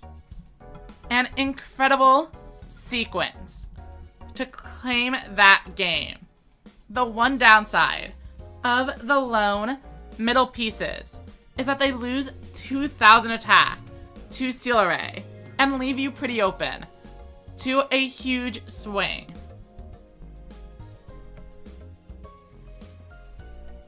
Right now the point battles are on Friday, but there is a small possibility that we transition to point battles in general. We avoid a lot of the issues with Smash GG and registration deadlines. We don't have to deal with technical issues with deck submission, etc. You're able to play without having to wait for everybody else to reach their match being done, because you can just re-queue in whenever you're ready. Also, Zid just opened a double Ghost Cyclone into a 2 back row hand. That is incredible luck. Rather than being some dead spells, Widespread Ruin is out of the picture, and you lose no resources when doing it. Will all X2s top? I don't believe so. You need to be in a very specific... Oh, and that's another thing. With Swiss, there's always going to be people who bubble out of top cut. Whereas with the point battle, you don't have to worry about it. There was a tie for 4th place, but it's so much easier to just do a tiebreaker match for a point battle into top cut event than it is to try to make sure you have exactly enough players signed up that the round and top cut size work out. 7-Zone Magician comes in and clears that Cybertech Alligator. Not a ton of damage, but a reasonable board to end on. Giorfio is definitely pretty safe from dying, at least for a couple of turns.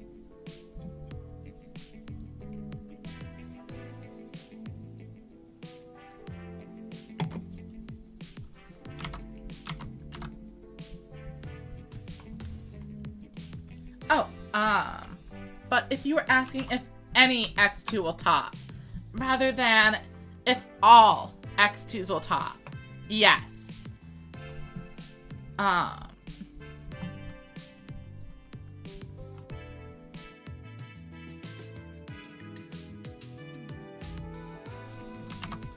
There should be a few X2 players that do make it. Let me go see what the calculator says. It should be around 4 of them, if I did the math right. Or maybe 3. 3 to 4 of the X2 players will make it, but the others will bubble out. Alright, so we see a Torn of the Windweaver flipping up the Dosodon. A card that I am not particularly impressed with. But, I mean, sometimes all you do need is to get one card deeper.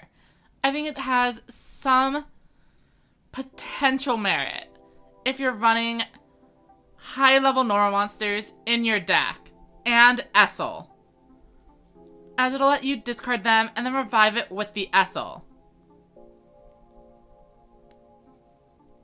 But, Dosodon is not doing that here, and Zid is getting beaten down by a huge field of monsters from Giorfio, claiming revenge for that previous game with the Harpy Lady Sisters exact lethal.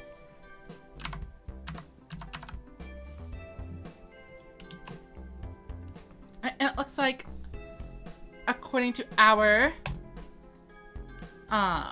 webpage, Paco and Monarchist are still going on. They were one of the first duels we spectated, so I thought they would have been one of the first ones to end as well, but they must have had a pretty long game. Let's go ahead and see what they're up to.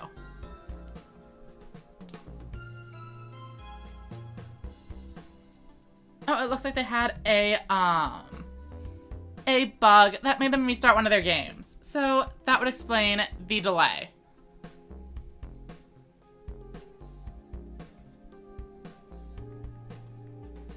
Alright, we see a Piercing Samurai activating the effect, and a Trigger Drago, who unfortunately is not going to be doing much of anything. Though it does clear out a Clear Ice damage, and the Piercing Samurai gets in for 2. As long as Riv has boss monsters, they are in a great spot. We see a Clear Ice Dragon coming in, shoveling away the Thunder Gazelle rather than the normal monsters. I guess they have so many normal monsters that they aren't able to turn off the Stormbolt Lizard anyway. Ancient Ice Dragon getting incredible value here before swinging in over the Piercing Samurai, and Monarchist is incredibly low on life. However, Paco does have no cards in hand. However to that, both of Paco's monsters have 1600 defense, so the piercing damage is not so bad. We see a monster reincarnation grabbing Blast Draws and clapping Thunder to get an extra card, but with an already full board, they'd have to draw a card like a second Stormbolt Destroyer to actually get use out of it. They get the perfect draw off of the spell and swing in. 1500 brings Paco down to 1600. It is a tied game, but we can't really call it an even one, as Paco here does have plenty of space to work with. A single Dragius represents exactly 1600 damage, 1000 from the Surge Bolt Lizard, and 100 from the Storm Bolt Destroyer. Oh, wait, that's only 1100.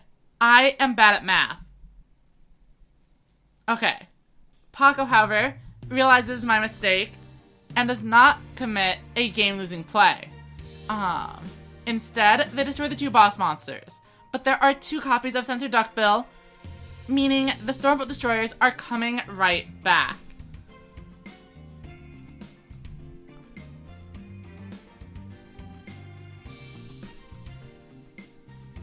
Lightning Trigger is going to debuff that Dragius, but I wouldn't expect it to get rotated. That's 1000.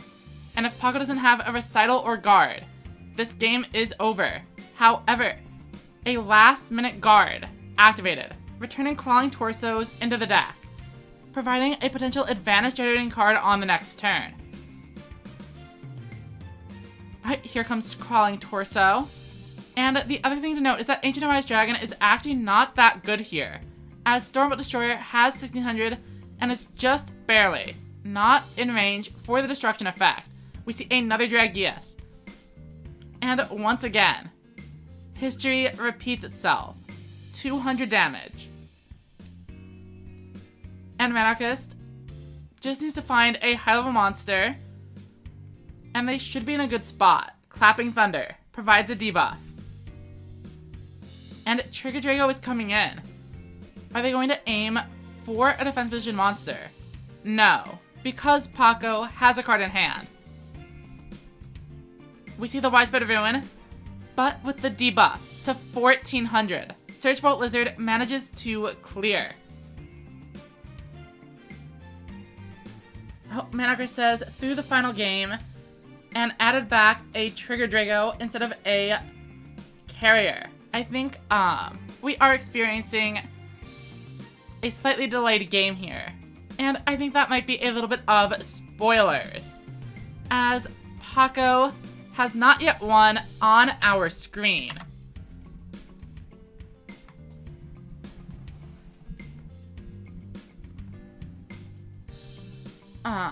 Looks like that should be the final game of the round.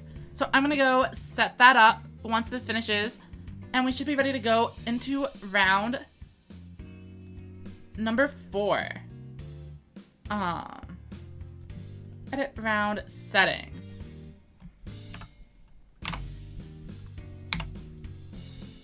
Save here.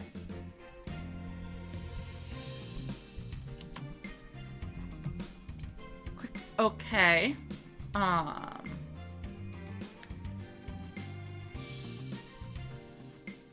and I have been pinged. Can I copy and paste the top 4 list of after the event is done? Okay. I can presumably do that. As long as I don't forget.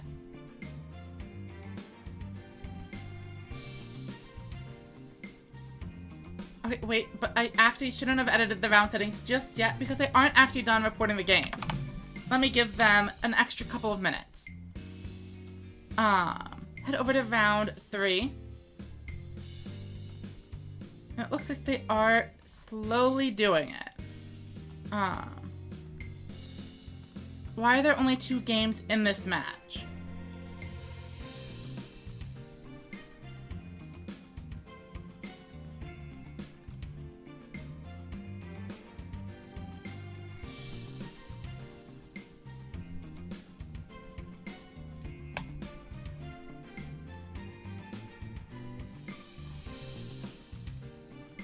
Okay.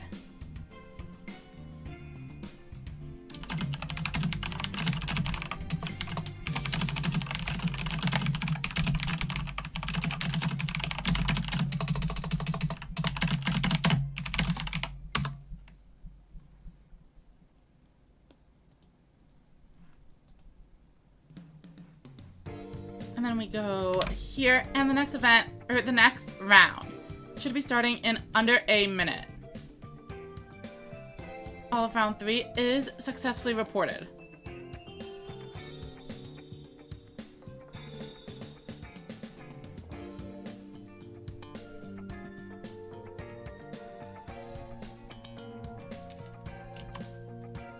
And refresh.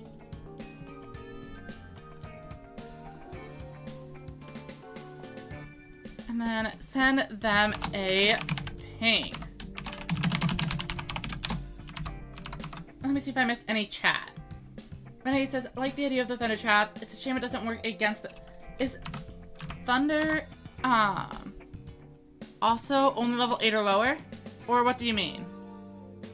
Or do you just mean they have enough attack?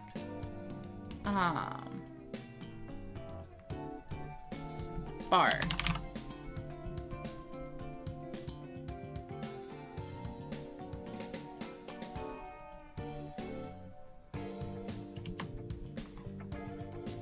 In any case, let's go ahead and see if anyone has queued up for round 4.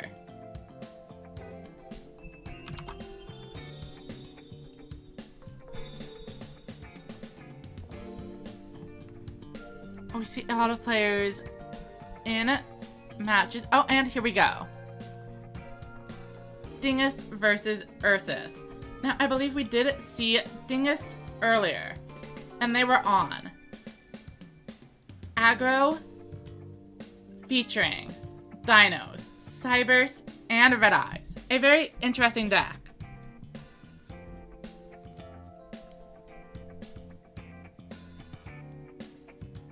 And we are fighting against a relatively standard Hell Tuning Invasion list. Not featuring King's Majesty. To fit in the 3rd heavy metal. Black Dragon Rising, going in right away. Unfortunately, there's not going to be anything to debuff.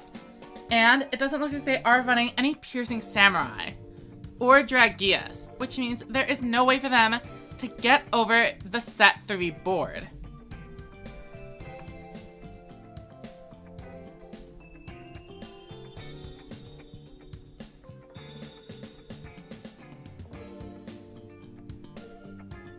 Tomato says, Dingus list looks pretty cool.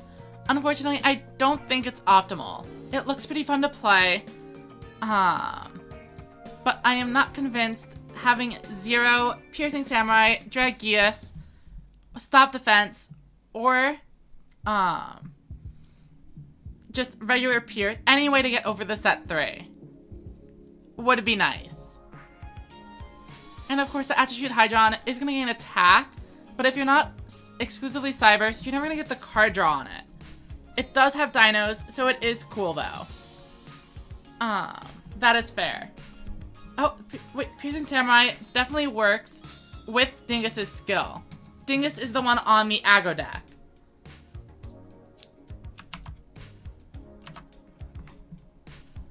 Unless the Red Eye's skill has some really weird restriction I'm forgetting. But I'm pretty sure it's only like a high level thing. Yeah, you seem to have 7 boss monsters in the deck.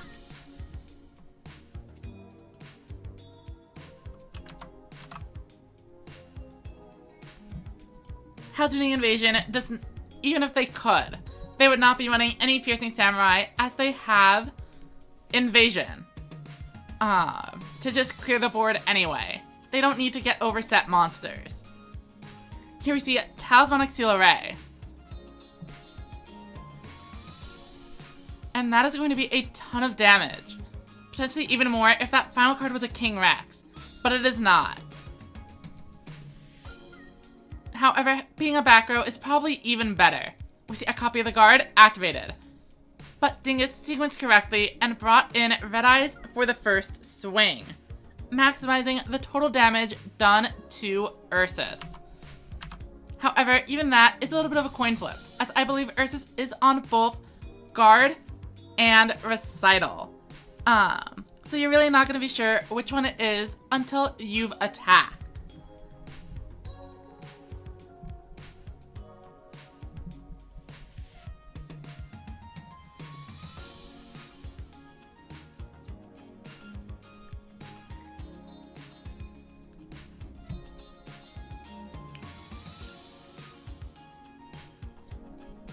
Alright, here comes the Royal Rebels Heavy Metal. And thanks to Hell Tuning Invasion, that Red Eyes Black Dragon is gone. 4,900 is a huge swing, leaving Dingus with just 300 life. But can a lone Heavy Metal survive the turn? We see Essel getting monsters into the graveyard, probably for the Attitude Hydron. You gotta find as many Cyberse monsters as you can. But one is still missing. You need 3 to use Attitude Hydron's effect. We see the Attitude Hydron come out, but they didn't tribute the Dark Femtron, leaving them unable to activate the effect. However, Dingus does have Talismanic Seal Array.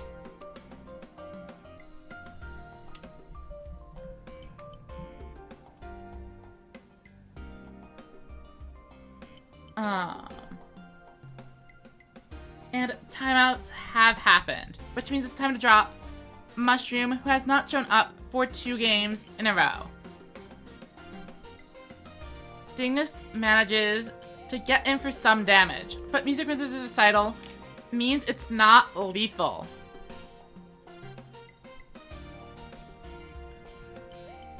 And with Hell Tuning Invasion and a level 7 Shadow Buyer, this could be game. 300 life points is not a lot. Invasion is coming in. Does Dingus have a trap card to save them? Rogue of Archfiend provides immunity to Widespread Ruin. It would need to be the guard. It is the Widespread Ruin, but that is not going to do it. Thanks to the new card, Rogue of Archfiend, Ursus claims a win.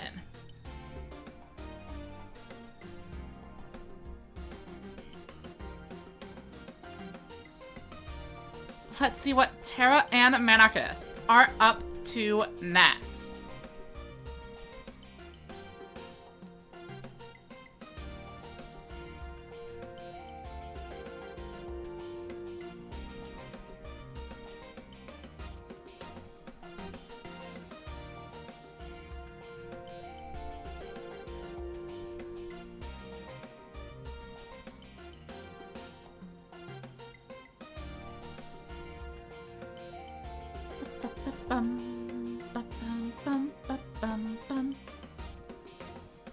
And it looks like Luca is also not here. So they will also be getting disqualified. They had a bye last round, but they did go 0-2 and then not show up for round 4 after getting a bye. So they are presumably done with the event as well. And that's another issue with Swiss events. Players who stop playing but don't have or that don't remember to drop cause a lot of non-game rounds. I'm sure the people who signed up generally want to continue playing. That is why they are here. And that's another thing a point battle will do for you. If you want to stop playing, all you have to do is not queue. And the players that do want to play will find each other. The more I run the events, the more I think the point battles are really the way to go. As long as it isn't a small enough event where you're just playing the same player 10 times in a row. The point battles do have a lot of advantages on both the player and admin sides.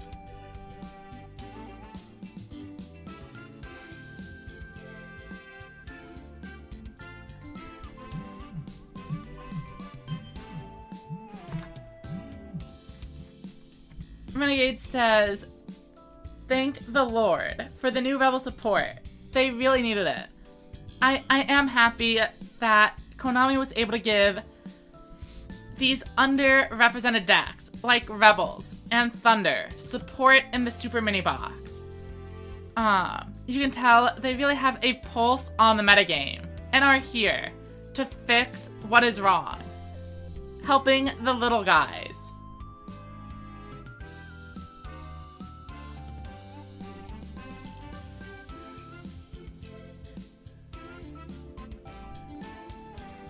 Alright, Manarchist is down to 1400, but Terra has a lone 0 defense monster on board. Show me a duckbill, and this game is over. The game is indeed over.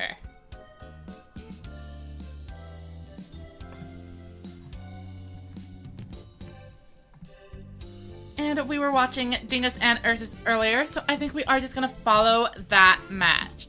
Do a little bit of a feature match. This should be game number 2, unless they manage to finish a second game incredibly quickly. Tuna says the point battle was fun last time. I'm glad players generally did enjoy it. Is the tournament top 8 or 4? I believe it is top 8. We were talking how top 4 would make a little bit of sense. Do 4 rounds into top 4, top 8. But I followed standard MTG Pokemon procedure for this one. Let me double check, just to make sure. Bracket setup is top 8, which means there are going to be a few X2 players that do make it in. I kind of agree. I kind of prefer smaller top cuts, in general, as if you have like a 10-player tournament and you're cutting to top 8, you're not eliminating anybody. So it's like, just run the single elimination. Once you get like over 20, top 8 is okay. Though I wish that there were a way to do like top 6. Which honestly might not have been a bad idea. Because you can actually do a top 6. Do 2 matches, and then have the top 2 seeds get a bye. And then it'll queue into that pretty easily. and then you actually have an advantage for finishing first place. You go straight to the quarterfinal or the semifinals instead of the quarterfinals.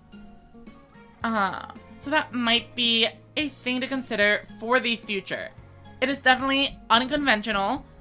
I don't think I've ever seen anyone else do a top 6 top cut, but for certain numbers, it might actually make sense. Anyway, I believe we just saw a wise bit of everyone get sniped by a ghost cyclone. However, Dingus was unable to clear the Royal Rebels heavy metal, which seems incredibly dangerous. They have no back row. And I mean, even without this invasion, all they need to do is swing in with heavy metal to finish the game.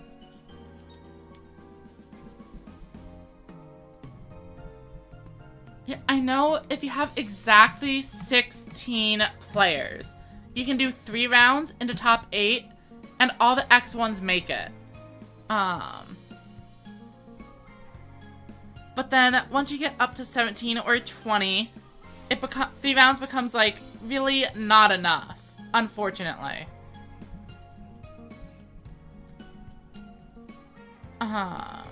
Let's go with Zid and Bismuth. See how they're doing. Looks like they have reported 1 game, with Bismuth in the lead.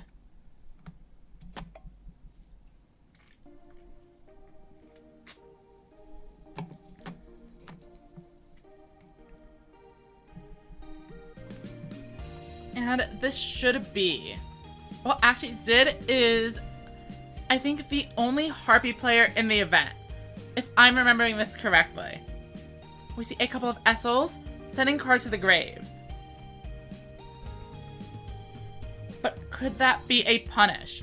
We know Bismuth is also on Essel. However, Zid is not running any level 7 monsters, so even if they had access to their own Essel, reviving a boss monster from Zid's graveyard wouldn't do much for them.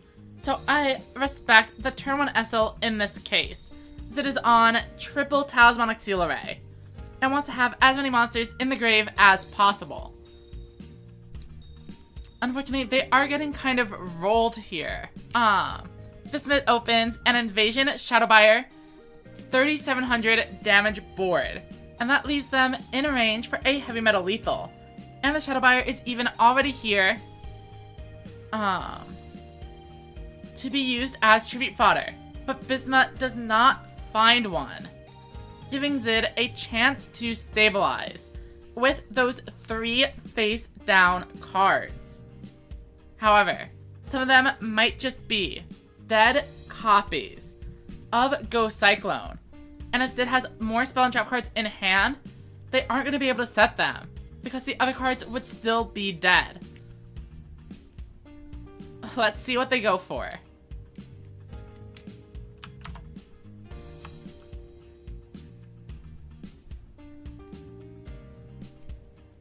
And it says X2 making it to top cut works well because it's 5 rounds. Going 3-2 and making top cut feels different than going 2-2, like in Harriers. Yeah, Harrier is running 4 rounds with like 40 people.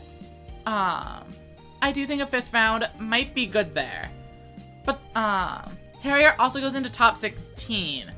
So I kind of understand it.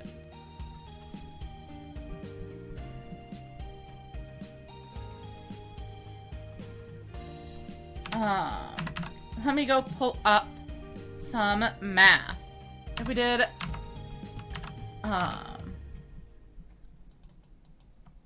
4 rounds with a top 6 cut, would all of the X1s make it?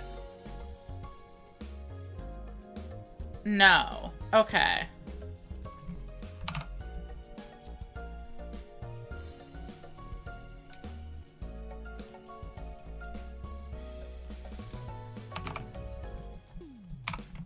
But if I did a top 8 with just 4, so if I cut out a round from this event, we would have,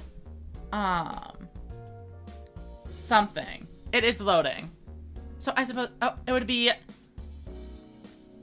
actually would have been really clean, unfortunately. All of the X ones would have made it, and then maybe a 2-2, like a single one.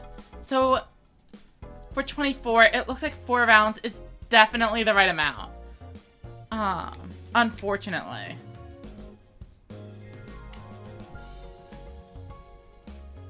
I should have used the calculator instead of the standard tournament guidelines. We see a 5,000 attack point heavy metal swinging in 4 game. And Zid does not have the card to stop it, apparently. Bismuth steals a win, despite Zid's triple back row.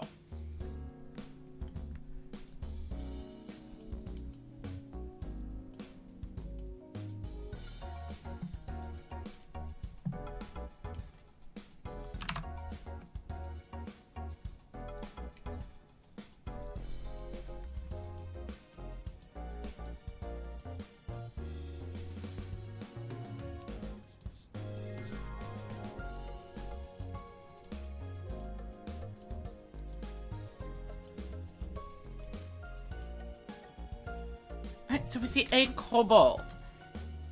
And the Hell-Tuning Invasion is going to go ahead and be activated. Here comes a Prismatic Heavy Metal. Unfortunately, not gaining very much attack here at all, though. Genie's Fire Breath is fine. We know Giorfio is, only running Recitals and Widespread.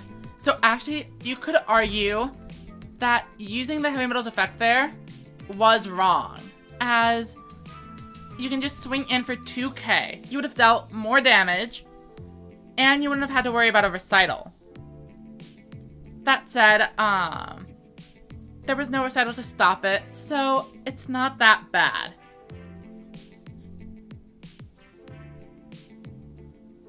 We see the Mystic Dealer threatening to be attacked. However, what's most likely is Invasion coming down and just wiping the board clean.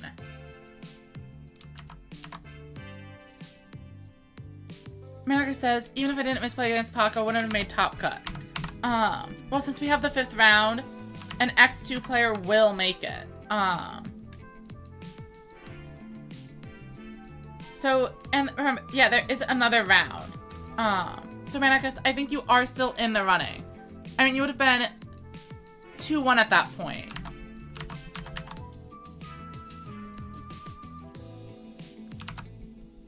Wait, oh, you would have been 1, 2, did you lose the first 2?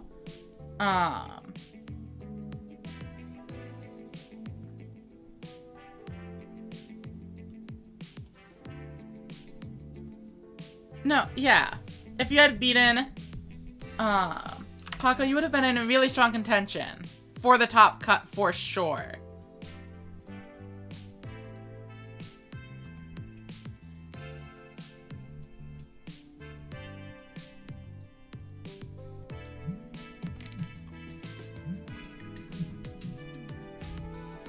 We see a Ghost Cyclone, removing the Widespread Ruin. An incredible hit.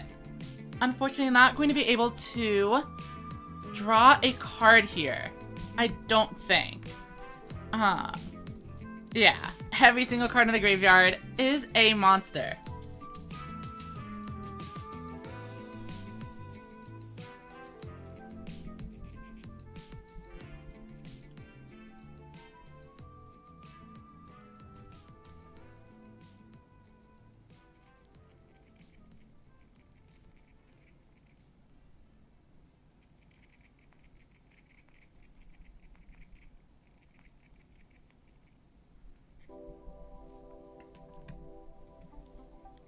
But what are they going to do against the double heavy metal?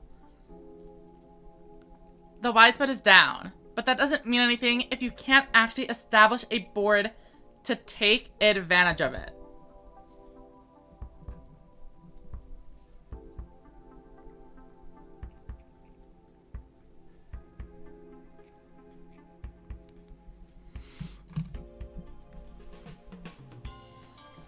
Seven Magician does offer an out to 1, but there aren't any low-level monsters capable of clearing that 1700 in the game. We know the legend monsters that would be able to do it are not compatible with this deck. We see a monster reincarnation. Are they just going for a random low-level monster? Something to protect the 7-zone Magician from the third heavy metal. We already have 2 heavy metals on board, so playing around that doesn't seem that important. And we know Hell-tuning Invasion, if they summon an invasion, is going to destroy the monster anyway. This seems like an odd play. It must be to play around the third heavy metal. I think Giorfio has a recital. That is the only thing that really makes sense. Wait, but are they on that? Yeah. Okay, so they're running 2 recitals. I think they must have used this reincarnation in the hopes that Gonchi does not draw an invasion. And then they can use the trap card to kind of protect their life points a little bit. That seems reasonable-ish.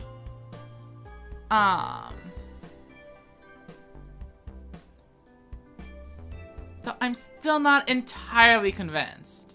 We see Rogue of Archfiend protecting the heavy metal from a widespread ruin. We technically haven't seen it yet, so that's okay.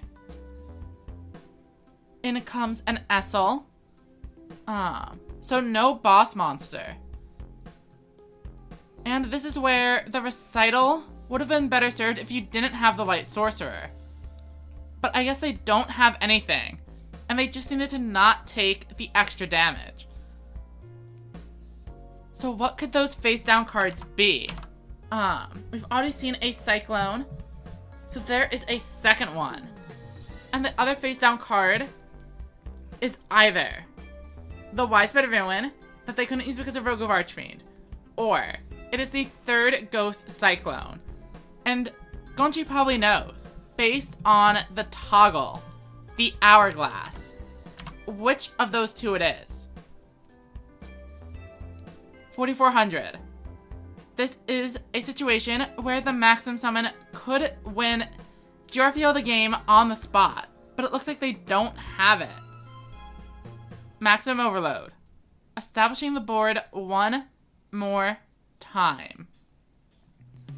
But if this is not lethal, and I guarantee you it is not, how do they plan to survive the next turn? In the graveyard, we have not seen a single copy of Invasion.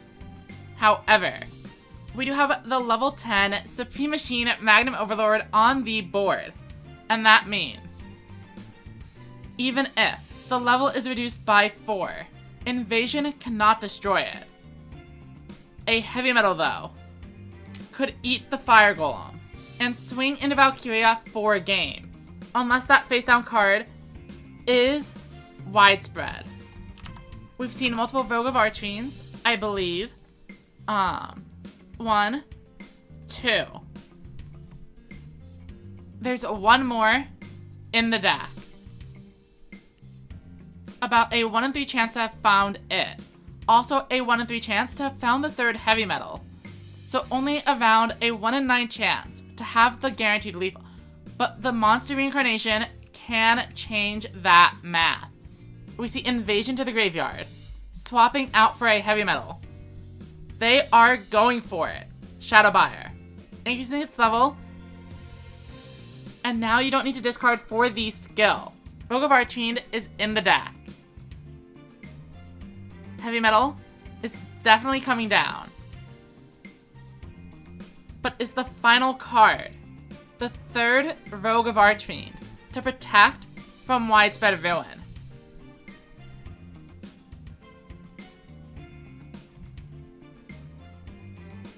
And is that face-down card the Ghost Cyclone?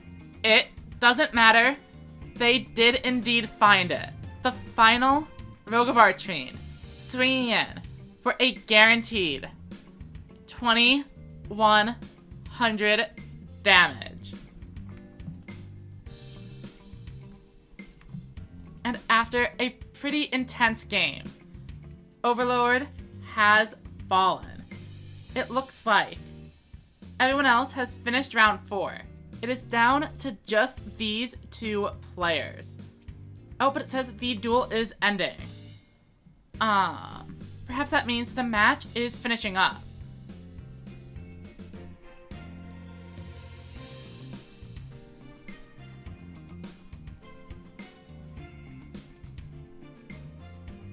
The duel is ending. Are they done reporting? No. So I'm not sure if they've done 2 games or 3.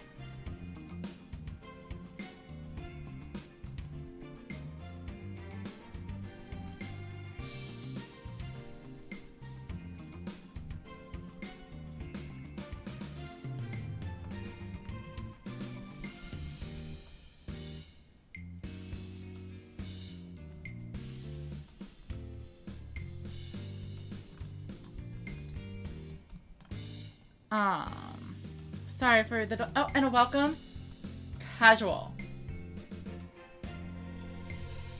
Oh, Renegade says, they recommend 5 rounds because they're trying to guarantee only 1 undefeated player. But if you have top cut, then it doesn't really matter. You know, that's a pretty fair point. That is roughly in my head what I think about when getting Swiss down. So, what I might need to do is actually go make a chart for like every total number of players. Maybe up to like 32. And then see what the optimal number of top cut like size would be.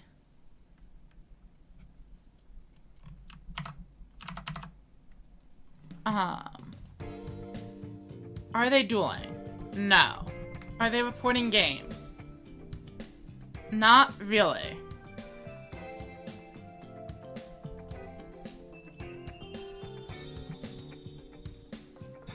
I think they must be in the middle of something, which means we're gonna take a quick water snack break before getting back into finishing out round number 4. Stick around, we have this match to finish, and then we'll be going to round 5. So stay tuned, and I will be back in a few minutes.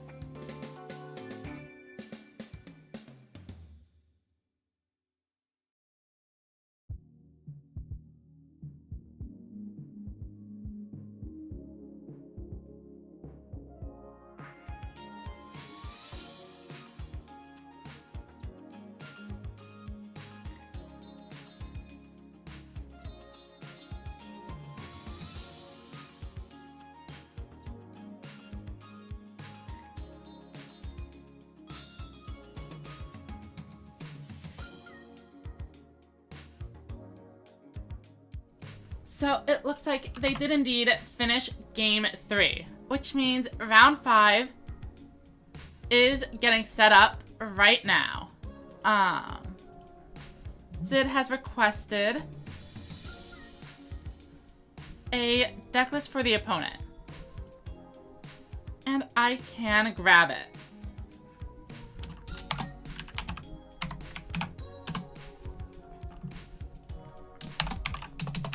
Let's send out the ping that round 5 is paired. And this will be the final round before we cut into the top 8. We are officially halfway through the event. We've done 4 rounds. And now we have 1 round plus top 8, top 4, and the finals. We started this event 2.5 hours ago. Definitely a much longer procedure.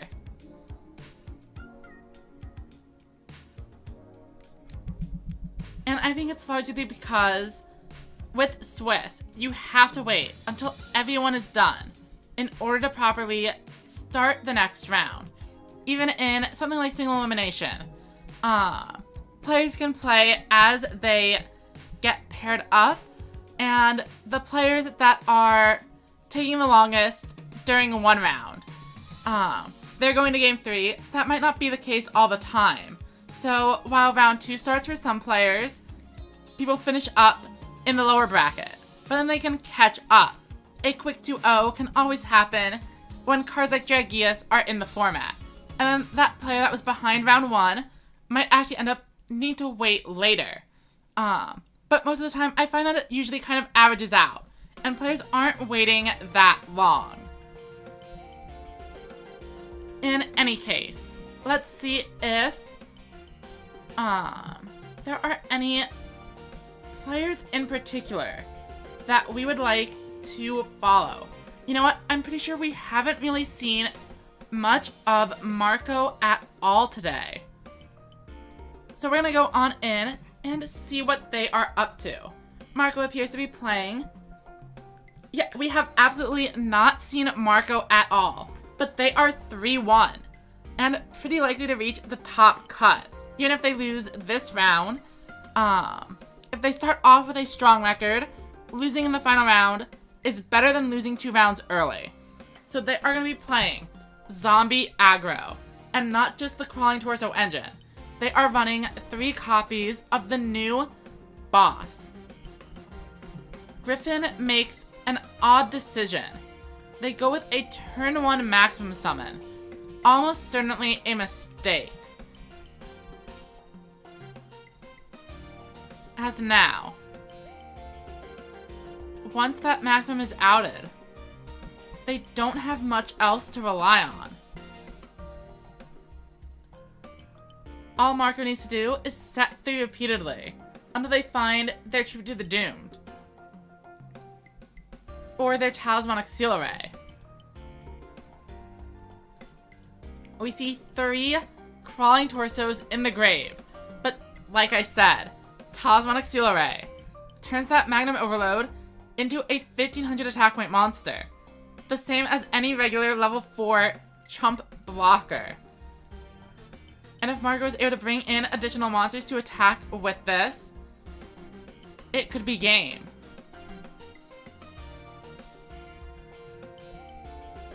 But it looks like it's just the 1. However, that's not even that bad for Marco. They cleared the maximum right away, and they got to set 2 cards face down for protection. Widespread Ruin and the Guard are both pretty valuable. We see Light Sorcerer Sanctity. Do they have another one? They do. By lowering this Dread Ruler by an additional 1,200 points, they are going to be able to walk over it no problem. And at the same time, Griffin is paying life points, bringing themselves ever closer to the value of a second Magnum Overlord. Welcome, ICKA. I'd say the tournament is going okay. There have definitely been more technical difficulties than previous events. But I think as we get in, you know, some players drop out, so there are fewer things that can go wrong. I would say this event is definitely a lot longer and a little bit messier than our previous events, but I am still having a pretty good time. Looks like Paco's in the chat went at 2-2 currently. The zombies didn't want to show up, for sure.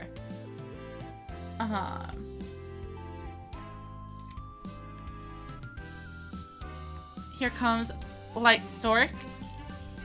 Is that the third one? Or did they just fail to clear it last turn? Okay. Here comes a 7-zone Magician, offering pretty big damage here, especially when paired with a 7-zone Mage. That's 400 plus an additional 100 for every spellcaster in the graveyard, which is not a lot, admittedly. A little bit awkward. Hanaka says, don't know if the opponent not showing up is good or bad. You know what? I have no idea why Draco left. They didn't mention anything. Oh, and players are looking for deck lists. So I should go send those.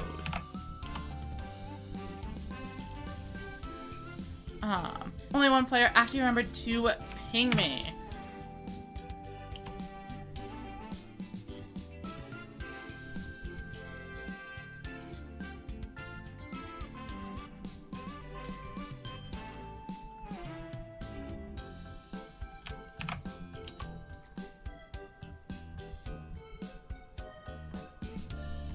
Okay, back in the game. We see some Hammer Crushes going in and destroying some not so important cards. All they need is 100 damage, and we get it. Summon Skull is going to clean this game. Okay, Marco going for the BM, but Griffin hits them with the immediate concede. They are not sitting around for that.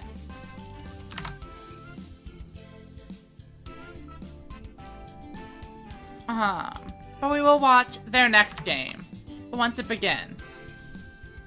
Yeah, Draco was doing fine. Like, I'm pretty sure they were off to like a 2-1 start, and they just didn't show up for round 4. I thought they had something else going on for the round. But I guess not. There are a lot of really questionable DQs. Well, Bismuth was 4-0. They probably know they're guaranteed top cut and just simply decided not to check in for that round. I know some players do that when given the opportunity.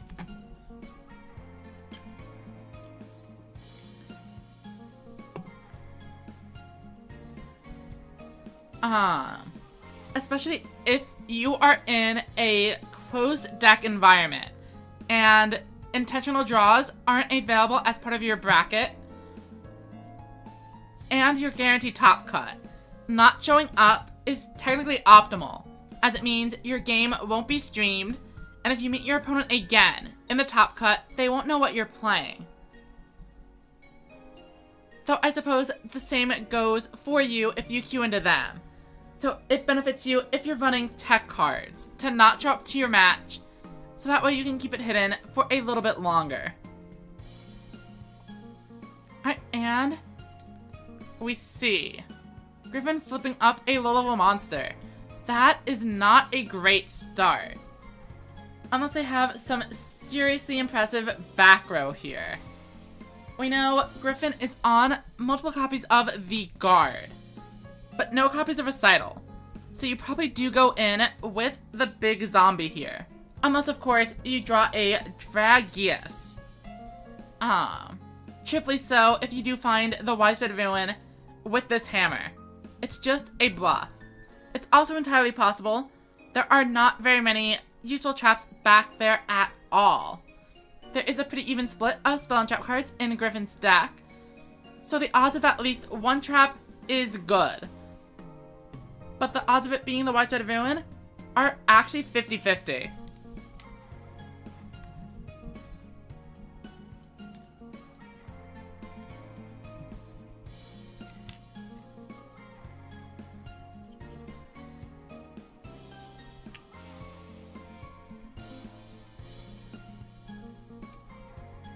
and here comes a Prismatic Dragius, Milling Dragius. Assuming no trap cards, this is lethal. But we can probably assume a trap card. It would be impressive if all 3 of Griffin's back row were the 3 spells in the deck. And if there's a delay here, we know it's a widespread ruin. However, this is still a ton of damage as Griffin does not have access to the guard. 1300 life. And Marco might be taking a pretty clean victory. Unless, of course, Magnum Overlord shows up. But we're not seeing a maximum summon here. Seventh Magician is not going to be good enough. I think Marco is very advantaged here. Finding just a little bit of damage shouldn't be too hard. Especially considering they are running a 3,500 attack point monster. Griffin has no other method, apart from Widespread Ruin, to stop a Dreadlurker from ending the game. But it looks like Marco might not have it, as they are continuing to destroy back row. Here comes a zombie. Show me the boss monster. They definitely have something. Dreadlurker. And Talismanic Seal Ray. That is technically more damage than discarding with the zombie. Actually, maybe not. This is a 1400 debuff. But Dreadruler could have burned for 700 and gained 1000. So this is less damage than had they... Oh wait, no. They couldn't have tributed the Talismanic Seal Ray. That's a monster. That's not a monster. Never mind. It is, in any case, enough damage to get Marco the victory. What I was saying is the Talismanic Seal Ray is not as much damage as buffing the Dread Ruler if it was an option. But I don't think it was. Let's see what,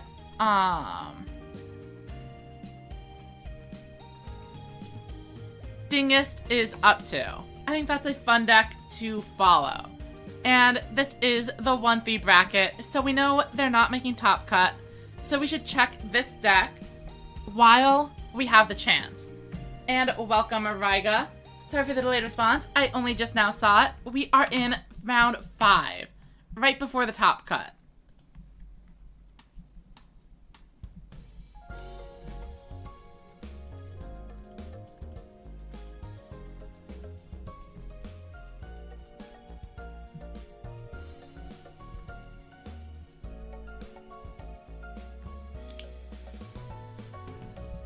Alright, Royal's Invasion coming in to wipe out this Cyber's field.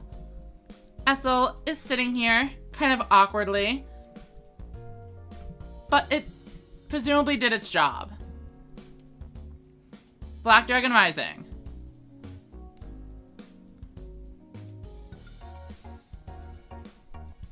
Getting out a 1 tribute 2400 that also debuffs the opponent's monster is a pretty good start.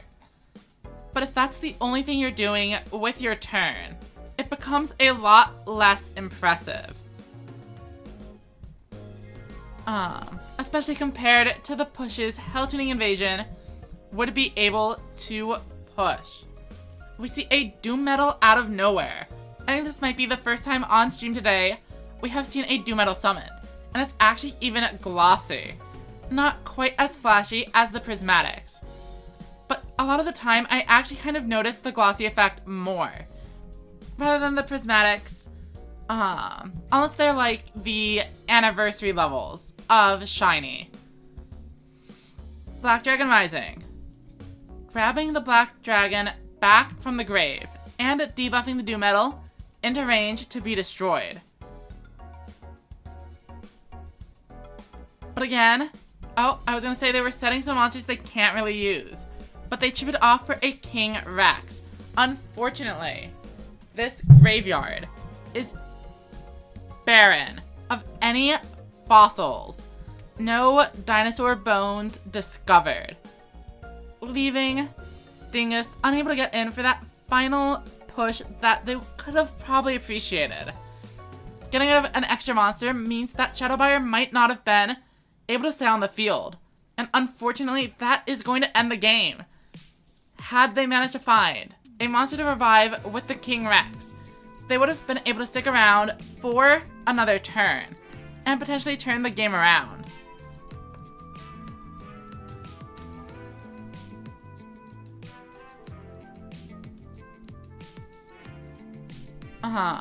If they're doing another one, let's hop right back in.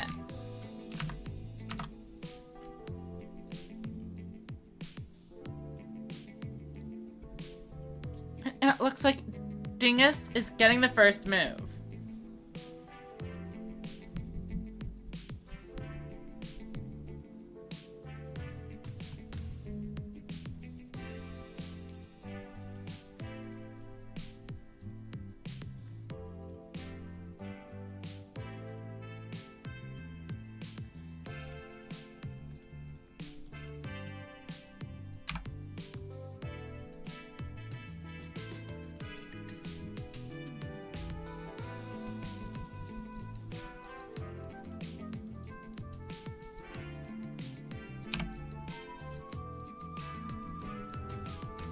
We see an Essel, but it's one turn too late. What isn't late, though, is this Ghost Cyclone destroying widespread ruin, offering a clean push into a lone 2500 monster. Here comes the Red Eyes Black Dragon. As always, doing a great job of debuffing those 2500s and getting in for solid damage. We see a King Rex. However, once again, the grave is filled with Cyberse monsters instead of dinosaurs.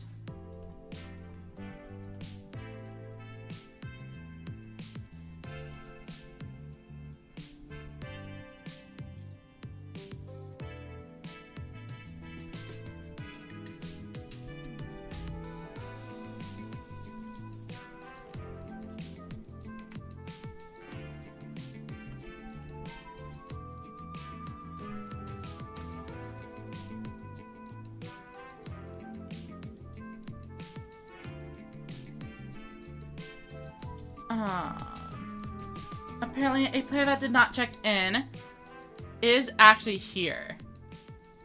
Is there a way for me to do it after the fact?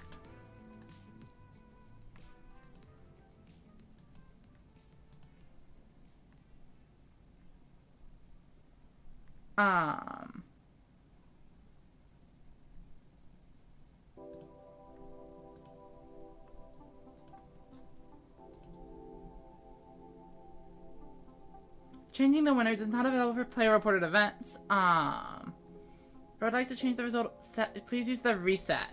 Okay, reset match. Just this one. Start the match, and then game 1, game 2, submit. And I think I might need to manually check them in this time, or maybe it keeps going. Okay. Oh.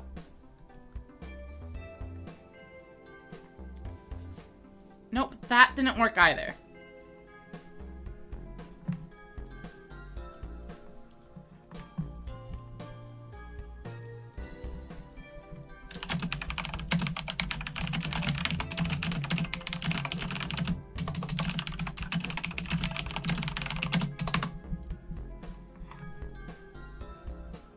Let me see if I can find them playing.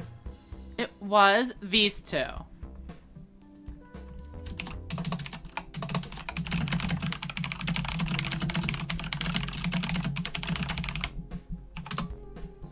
Okay, I just told them to ping me when things are finished up, and I think that'll be better. Let's hop in to this round.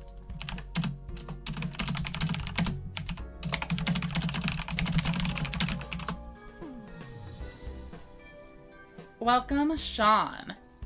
He says, gotta fun the Mammoth Graveyards. I think so. how are you doing today? And sorry about the lack of commentary on that last game. I feel like this event has had way more technical issues than the previous ones. But part of that might be due to the increased number of signups. And we see Paco with the Essel into Dragius.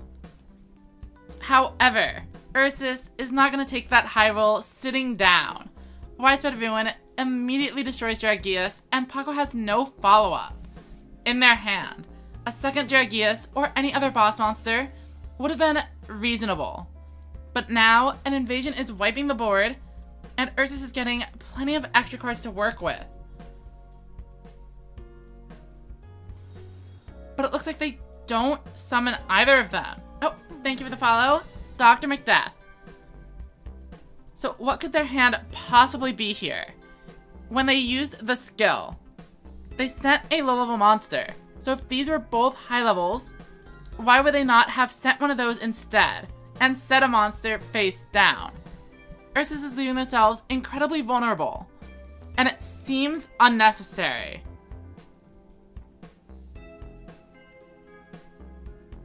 But maybe it was somehow part of their plan.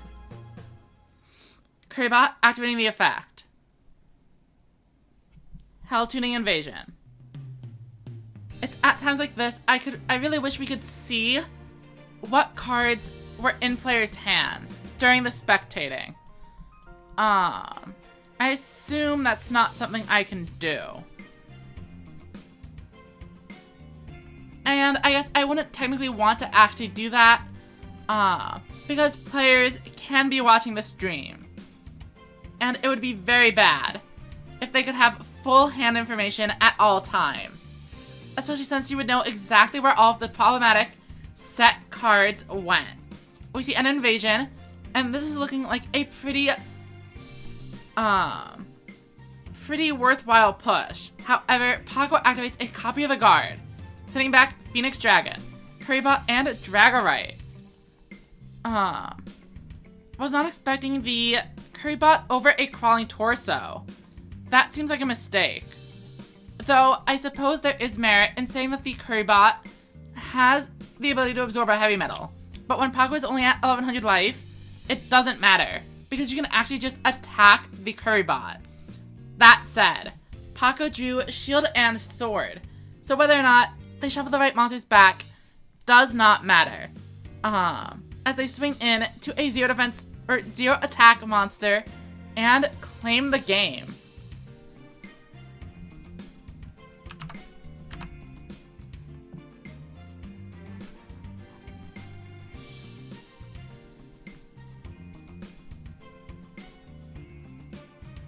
Bum, bum, bum, bum, bum, bum, bum, bum, bum.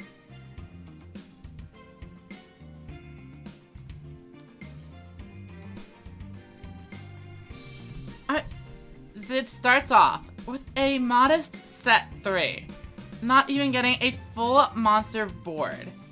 They had a copy of the guard, but it doesn't really matter, as Mattia does not actually attack with more than a single monster.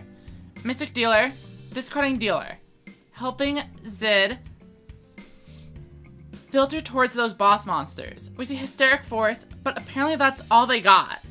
Let's see if they're able to swing into these defense position monsters. Something like an Essel or a Piercing Samurai would be able to stop a Mystic Dealer. We see a Thunder Spark, protecting a Duckbill. However, there are no actual targets for the Duckbill. This is only being kept around as an extra card to have in hand. Letting them establish a 2-boss monster board more easily should they need it. Not the worst use of Thunder Spark I've seen.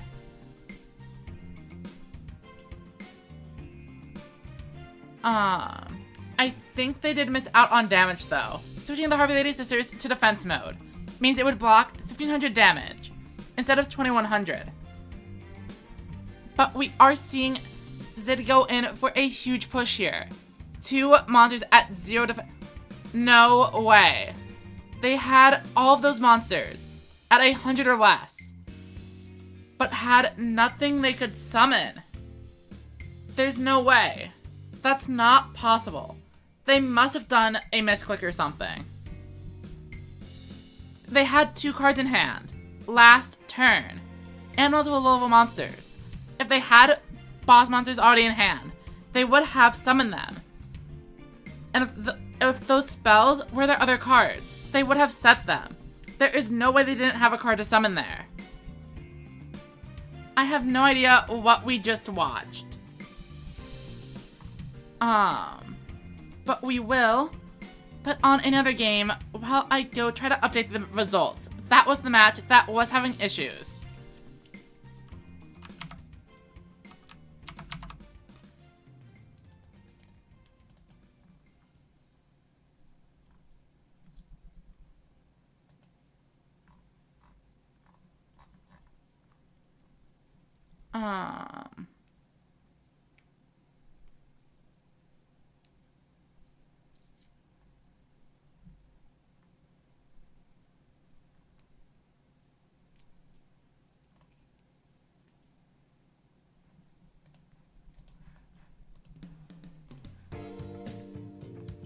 Sorry for the delay. Ba-ba-bum.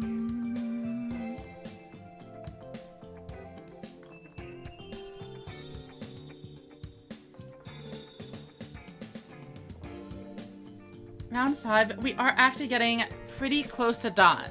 Just a couple more players finishing their matches. And I know the Harpy player bricked at the end there. So I can go into the game, edit results.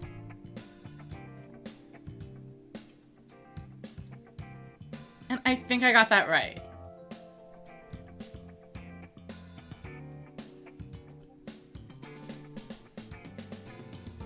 Mattia is the Thunder player. Okay. Oh, it was still 1-1 at the time.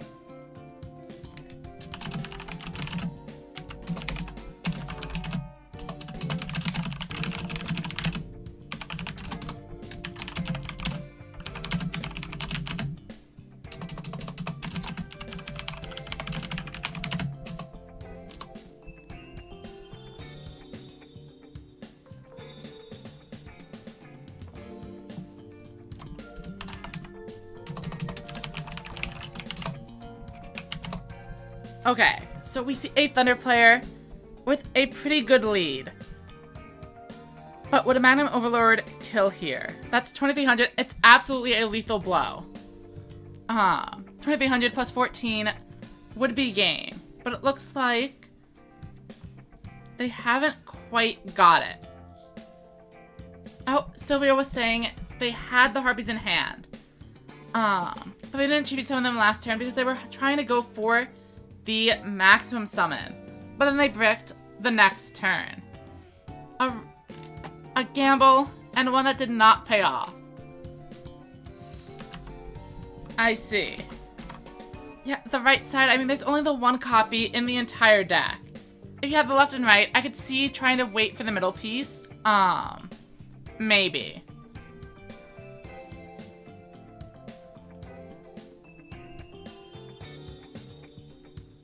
And we just have 1 game left, and it's actually this game before we advance into the top cut. So we should be having a pretty good pace. Once we get into the top cut, it's single elimination, and things will go a little bit faster. For sure. Giorgio and Elsias are 1-1.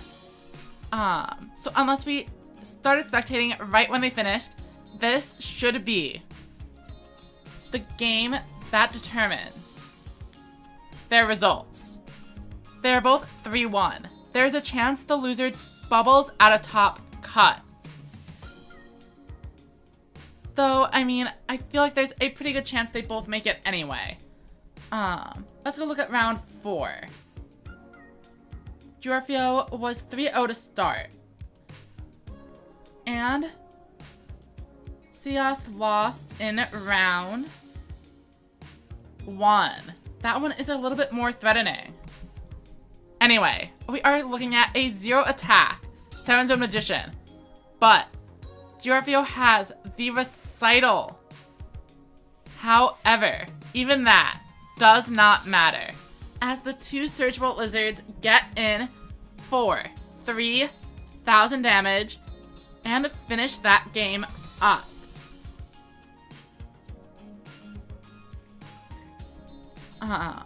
So now we're just going to confirm that that was indeed game number 3. And if so, we are going to start getting the top cut ready. It looks like this is match number 50. After all of the drops over the course of the rounds, we had exactly 50 pairings, which is pretty interesting. Alright. And we saw them win, and unless they misreported, this should be correct.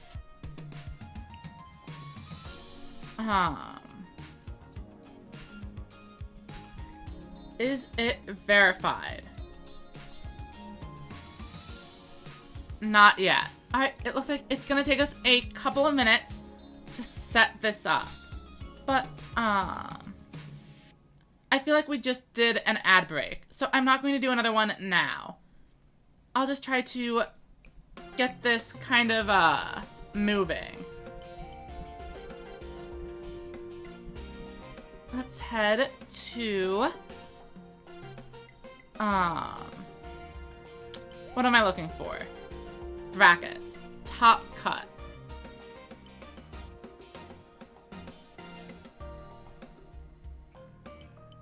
And as long as I don't mess this up, we should be okay.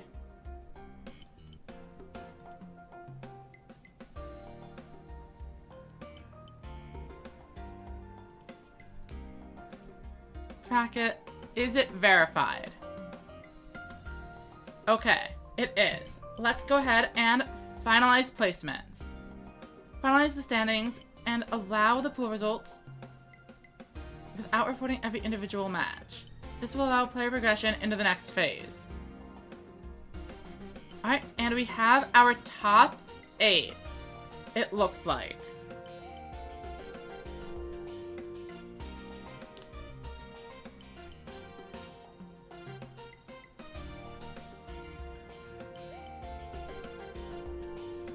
Finalized. And now we head over to the top cut. Round time's not set, but we can do that now.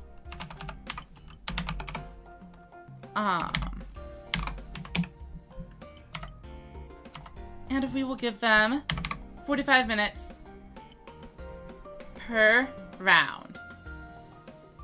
Settings have been saved. It's a best of 3. And it is paired. Let's go ahead and start this bracket. Our top 8 players are Gonchi, Sora, Sias, Manarchist, Bismuth, Matiha, Marco, and Paco. 8 names I recognize from previous events. I will go ahead and ping them.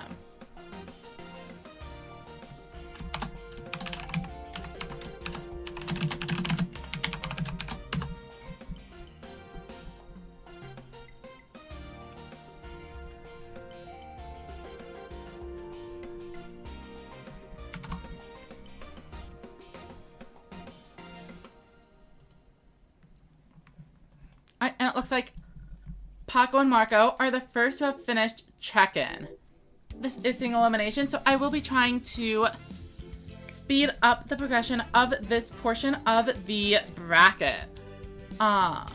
If the semifinals are ready to start at any given time, we will allow them to just start playing, regardless of the results. Alright, and it looks like the first ones to actually pair up are Manarchist and Sias. So let's go ahead and see what we're working with.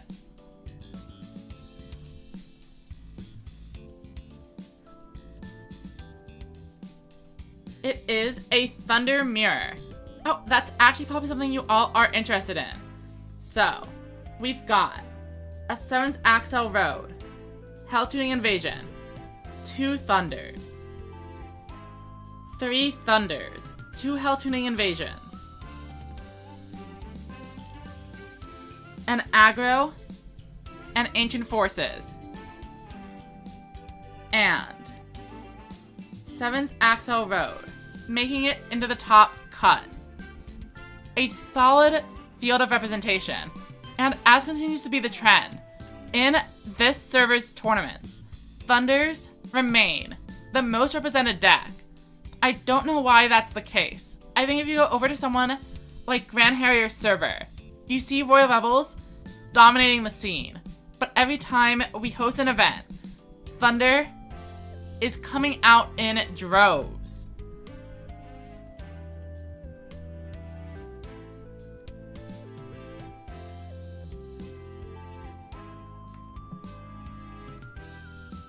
Oh, I appear to have missed many chat messages.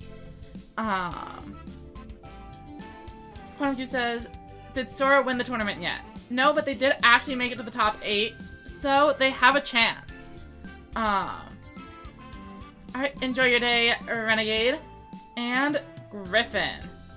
Definitely get some sleep.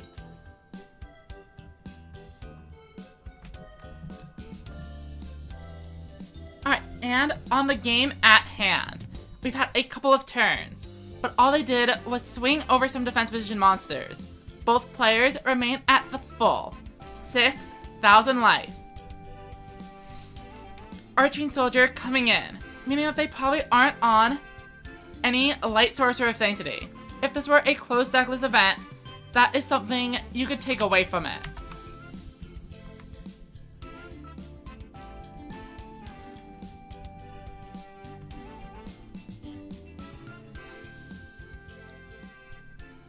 And we see a big 2800 Pierce connect. No trap card from Manarchist to prevent that damage. Speaking of something interesting, Manarchist's deck is running 2 copies of Thunder Beetle Boost, which serves similarly to a negate attack by gaining the life points of the attacking monster. Unfortunately, it doesn't actually save your monster, the same way a King's Majesty would. But it looks like they may have bricked. Unfortunately. Let's go ahead and spectate Sora. Sora has generated some hype in the chat. It looks like Quantum Cubes is rooting for them. So we'll go ahead and see how Sora is performing.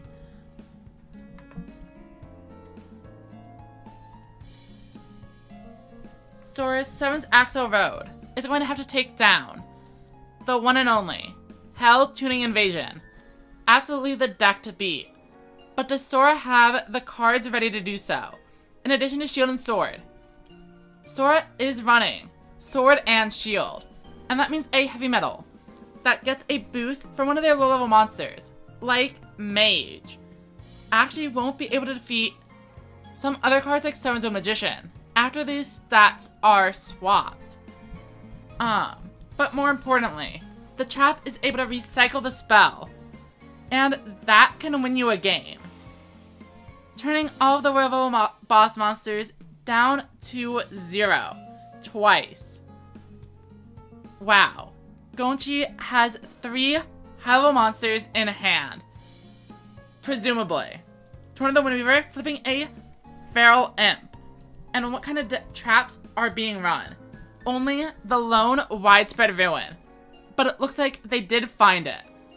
However, if they don't draw exactly 2 low-level monsters here, they are going to be unable to play the game at all.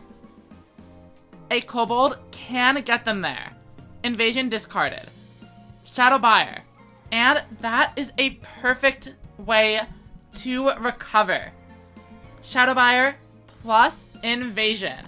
Going from completely bricked to wiping the field and taking the lead. This deck cannot be counted out. A single Widespread Ruin changing the course of history, but maybe not. shield and sword is coming down. And it is turn 6. Seven's Road to Witch is going to end that game 100% of the time.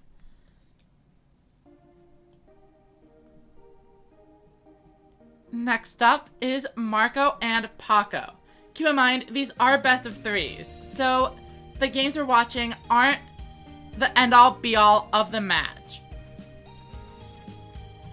But it is a great advantage to have the first game under your belt.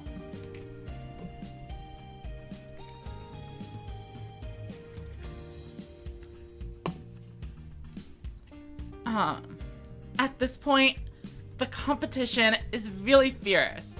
Even if you're an incredible player, your odds of getting a win rate much higher than the matchup itself is kind of low. Sora and Paco both finished incredibly high in the festival. Marco is an incredibly active player. Cios has won a tournament.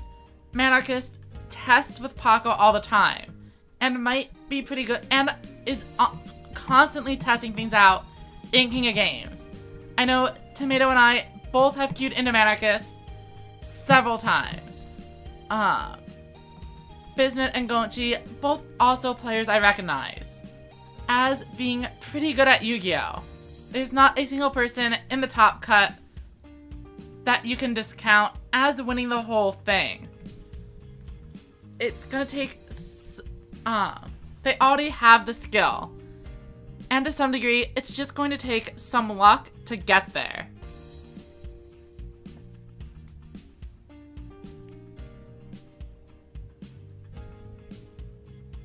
Paco with an incredible push here.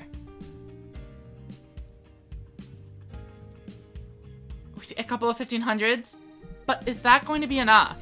They can weaken the Dragias and guarantee they clear that.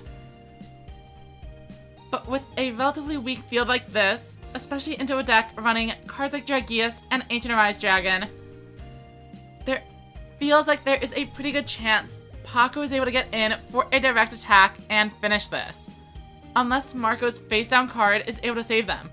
But it looks like Paco gets a bit of a middling hand and only summons a single clear ice dragon. But the life point lead is overwhelming. Marco is going to need a crazy push to stabilize. But we don't even see a boss monster coming in. Talismanic Seal Array is going to let them clear out the Dragorite. But with 2 low-level monsters on the board, this is just asking for trouble. Ancient Arise Dragon is lethal into the Crawling Torso.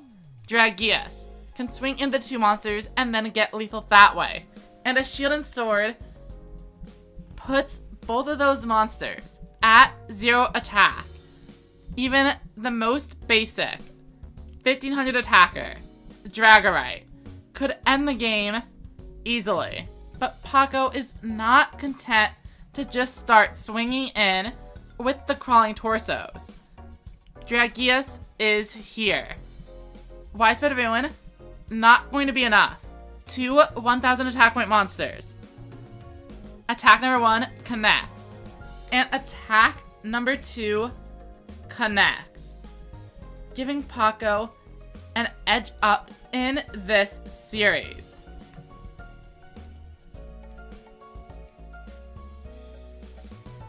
Let's go back over to Sora, as I am quite interested in seeing if 7th Axel Road can overcome it. Tomato confirms Manarchist shows up all the time.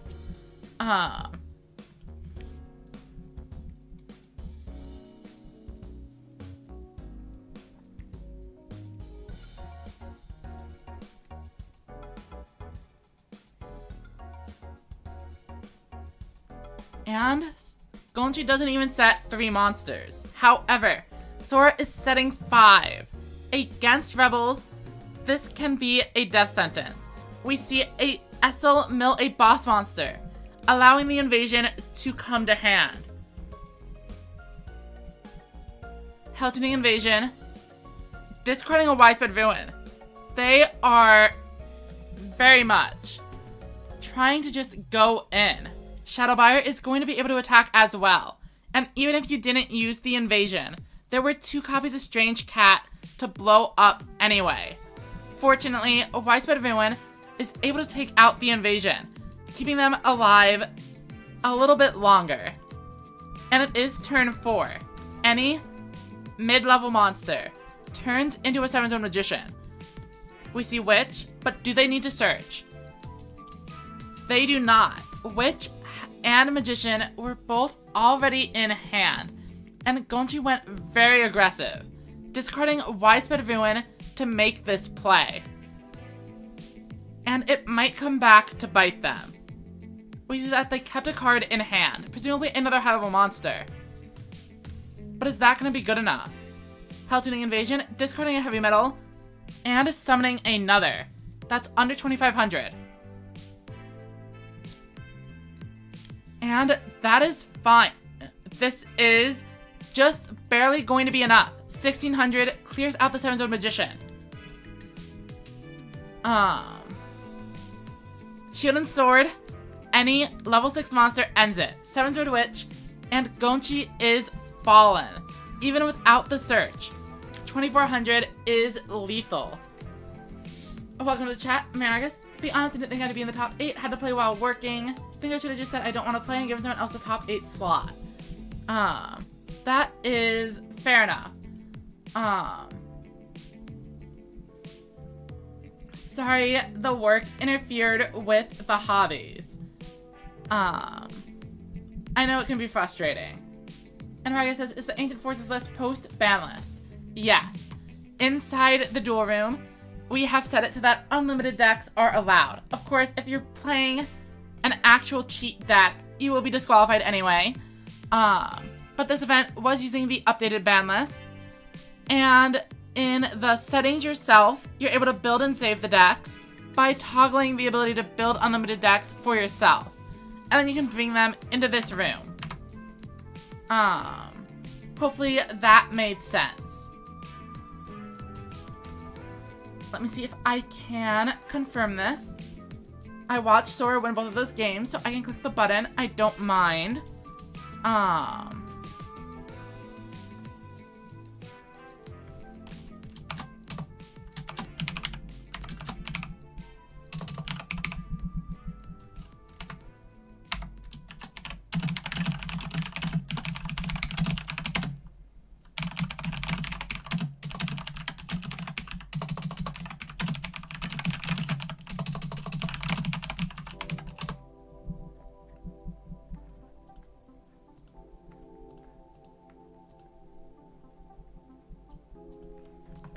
And let's head over to this match. Oh, and the duel is ending. Never mind.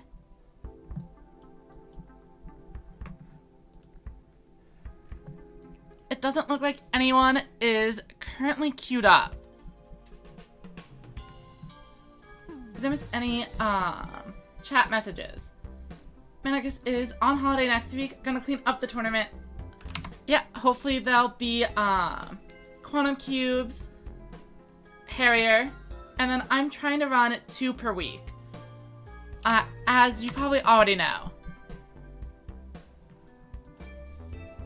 And it looks like both of the other matches finished at around the same time.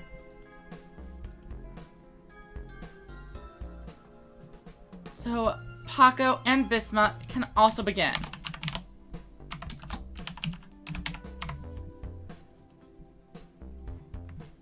Oh, but in the meantime, here we go.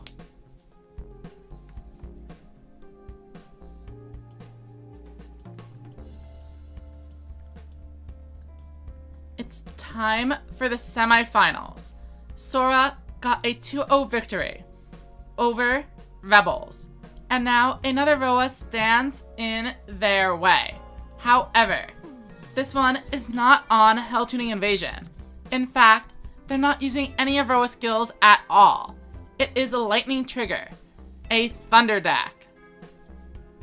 Sora started with a lone set Torn of the Windweaver, And this is actually probably a mistake, as if your opponent only has level monsters, playing that Torna in attack mode would have actually kept them safe. Or maybe not, as they have the shield and sword face down. So perhaps they actually did manage to save themselves some damage here. Light Sorcerer coming in. Seven-Sword Witch also making this a very full and very threatening board. However, there are no cards in Sora's hand. A Trigger Drago with a boost could end it. That being said, Sora knows to clear off the Light Sorcerer, removing the 0 defense monster from the field and not allowing the Trigger Drago to take advantage of it. Let's see if it pays off for them.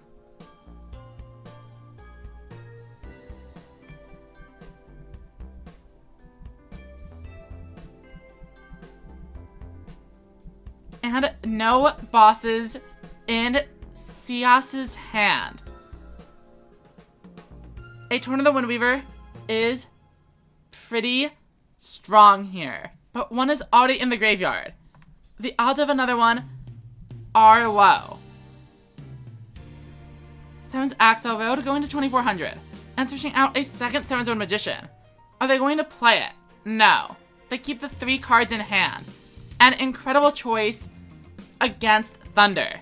Now, not only can Trigger Drago not pierce, but Stormbolt Destroyer cannot even revive.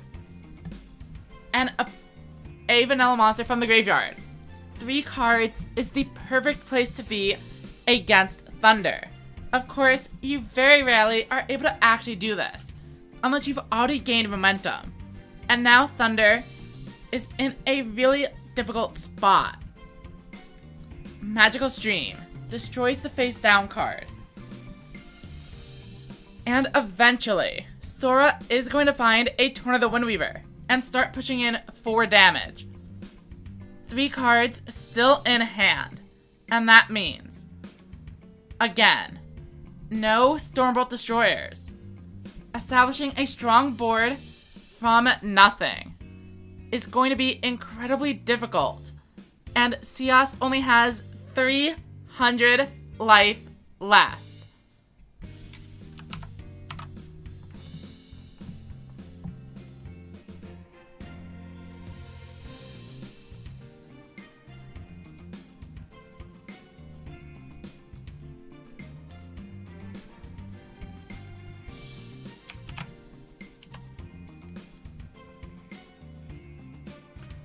They've set 3 again, but they know that's not enough when Torn of the Windweaver is staring you down. But with only a single Trigger Drago, there's no way that's enough. Either you destroy the 7-Zone Magician, and Torna ends you by flipping your other monster, or you destroy the Torna, and the 7-Zone Magician simply swings in.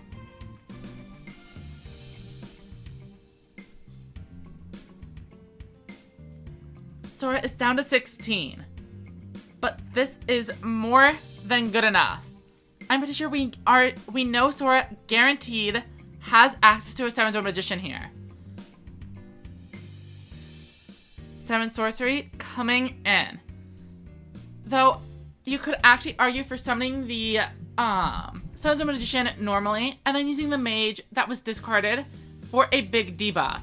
Not that it matters. You have multiple monsters capable of getting over this Surge Bolt Lizard and ending the game. Multiple ways to push for lethal here.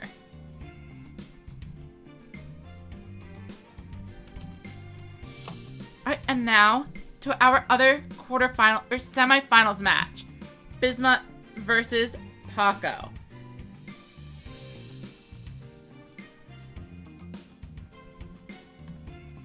In the semifinals, we have Sora's 7 Axel Road. We have Sias's Thunders. We have Paco's Ancient Forces. And we have Bismuth on Rebels. 4 players. 4 different decks. pretty solid representation.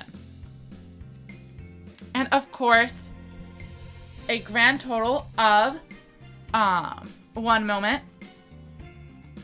1, 2, 3, 4,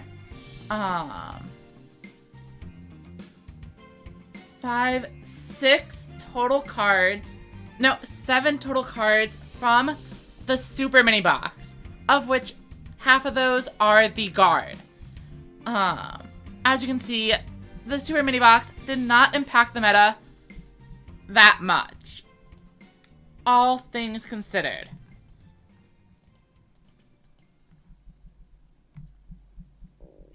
Paco has the Widespread Ruin to destroy this heavy metal, and that leaves Bismuth with an empty board. That's going to be a lot of damage, even if Paco has no high-level monsters. Just summoning 3 low levels would be completely fine. We see Dragius. This is 3,500. What else? Burning Blaze Dragon. This is now 5,300.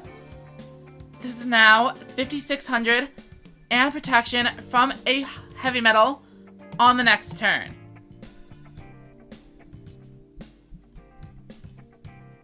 We see the Widespread Ruin. And Paco's board is perfectly set up. An invasion, of course, is still going to clear. Oh, Sora says it wasn't enough with the mage. Interesting.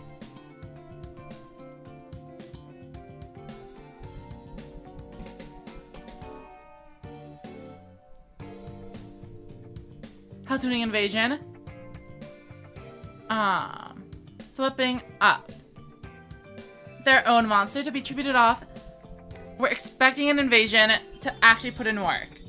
It comes in and destroys the board. Much better than a heavy metal trying to get in for 300 damage. However, this invasion is getting in for 0 damage as Paco activates the guard. And not only are they getting to negate this attack, but Dragius and 2 Curry Bots. Incredible cards. Back in the deck.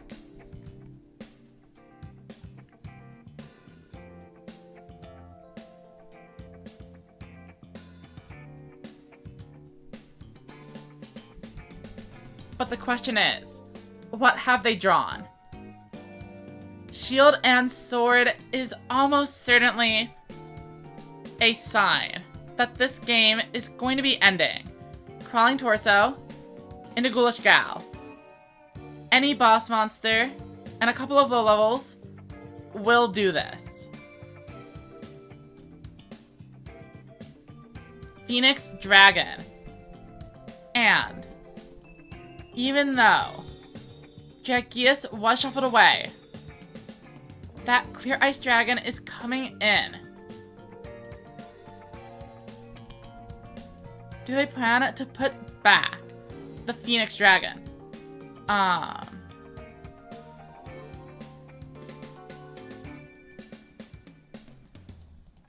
So, had they revived the Burning Blaze Dragon, they would have had access to a 3,200 attack point monster. But now they're risking a potential wall out. Unless, of course, the other monster is a Dragius. But this was unnecessary. Had they revived Burning Blaze Dragon with the Phoenix Dragon, they had a 3,200 attack point monster capable of just swinging in without any of the extra fanfare. Let's go ahead and see how the next game is going. Oh, but I should be updating the match here.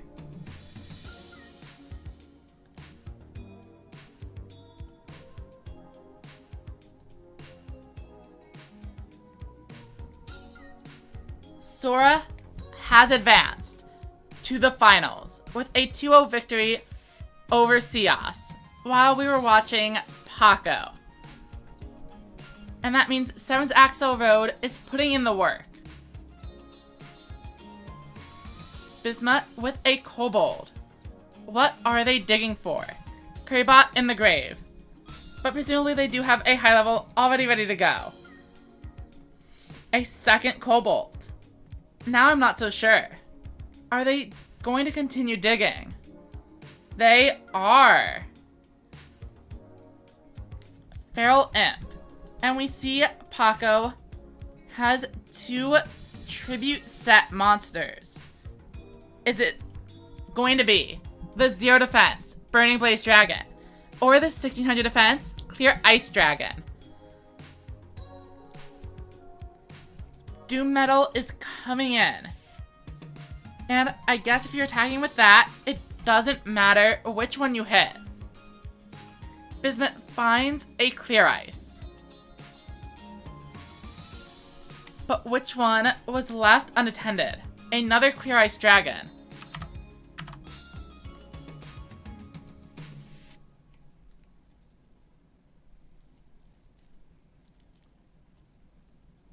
That'll boost itself up to 2600.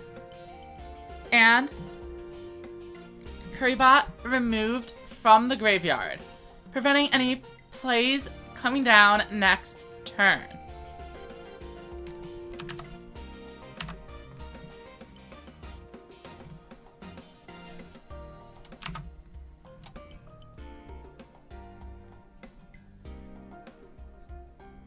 A 3000 attack, Clear Ice Dragon, but I would be a little bit concerned about the Widespread Ruin. If Paco did not have an Ancient Arise Dragon to have a second 3000 attack point monster. Essel choosing not to mill. We already have 2 monsters set up in the graveyard and the Crawling Torso as well. So that is a fair choice. You could argue to try to mill a Dragius for a Phoenix Dragon, but that is not a winning bargain, as milling the Dragius, you still have 2 either way. Well, Paco might actually only be on 1 Dragius. Let me take a look. Yeah, with 2 Dragius in the deck, it'll be 2 either way, even if you milled 1 out. So, not milling makes sense. There's no Talismanic Steel Array, and the guard is already set up, so no point in using the effect. We see Shadow Buyer returning another Shadow Buyer.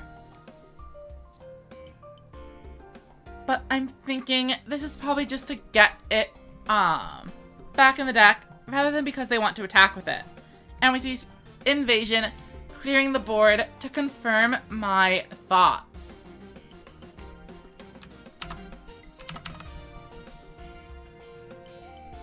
Paco draws. And a Crawling Torso is coming in.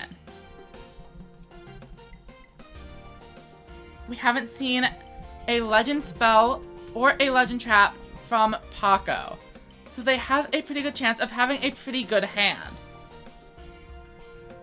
But will they be able to get through Bismuth's 2 set cards? Bismuth is on King's Majesty, the Guard, and Widespread Ruin. And 2 of those traps are pretty effective in this situation. Or realistically, all 3 of them sound pretty good to me. But with a Burning Blaze Dragon coming down, Widespread Ruin is not going to do it anymore. They're going to need a King's Majesty if they want to avoid taking big damage this turn. Widespread Ruin takes out the Burning Blaze. Do they have the Guard for the second attack? They do. 2 trap cards down. But Paco still with an established board.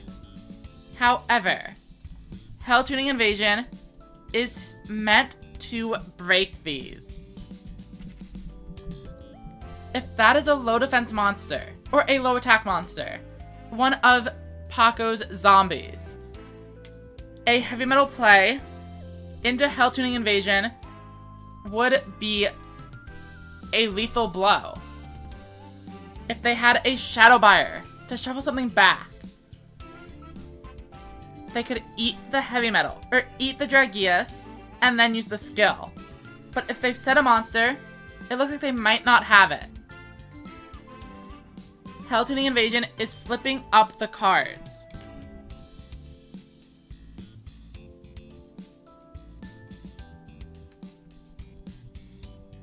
The 2 Curry Bots, as expected, and also a 0 attack monster, just as expected. What is Bismuth going to do here? A heavy metal is completely useless now, and this is why I strongly advocate for the Palace Gargoyle in Hell Tuning Invasion, being able to eat the Dragius prior to the flip would win Bismuth the game, but instead they are forced to either choose to crash into Dragius or leave one of Rush Duel's most threatening monsters alive on the field. And they do it.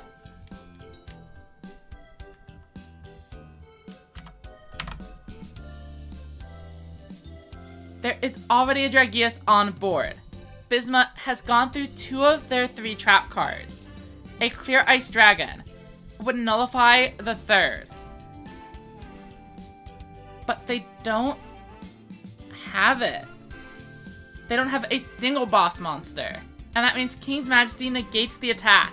And now Paco is the one in grave danger. Any boss monster ought to be able to finish this, unless those 2 face-down cards are truly incredible.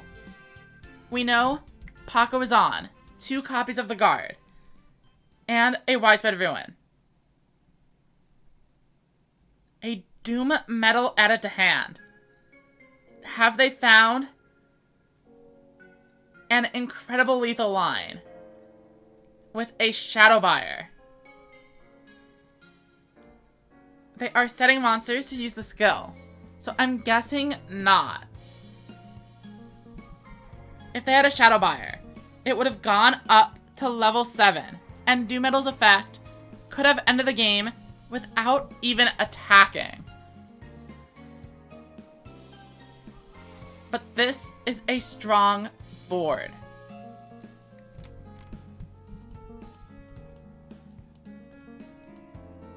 And a potentially lethal one. If one of those cards is not the Widespread Ruin, then Paco is down. And Paco loses.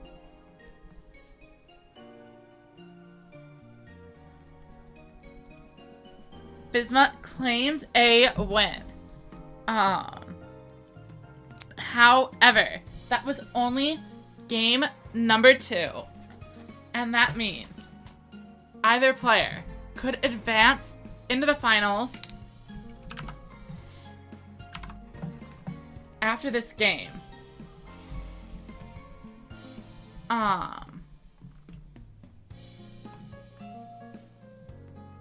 And we are in the 3rd round of the semifinals.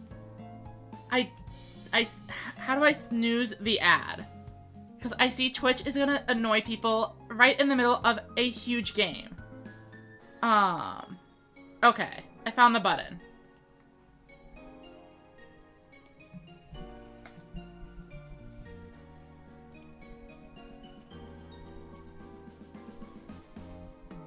Oh, it did not appear to actually do it. I will have to try it when it gets closer, I guess. But let's focus on this game. A Burning Blaze Dragon destroying an Essel. Not a huge start.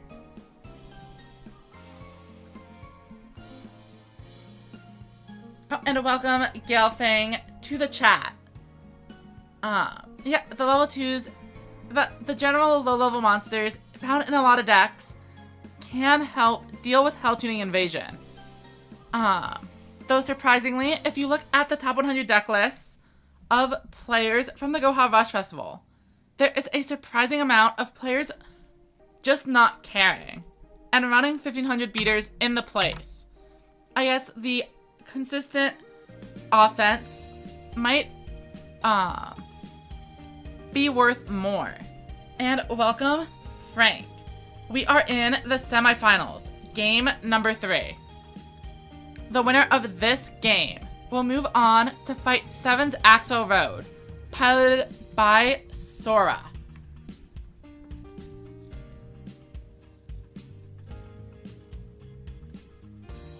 We see a huge Burning Blaze Dragon Absorption because it is a level 6 monster. It was reduced to level 2, and the Ghoulish Gal is not level 1. Meaning the Heavy Metal was able to eat it. Let me look at Paco's list. Paco is running 3 Ghoulish Gal instead of the level 1 zombies.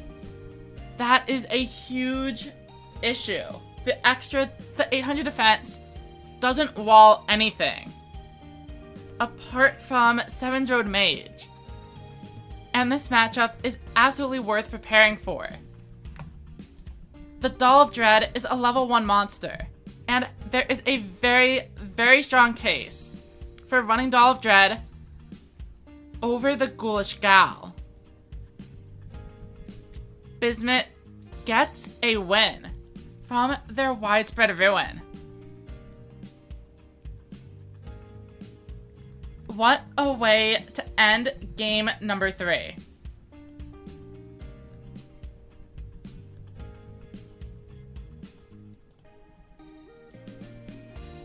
And before we start the finals, I am going to go get some water. We managed to finish this just in time. We will be back in a couple of minutes while we get set up. Thank you.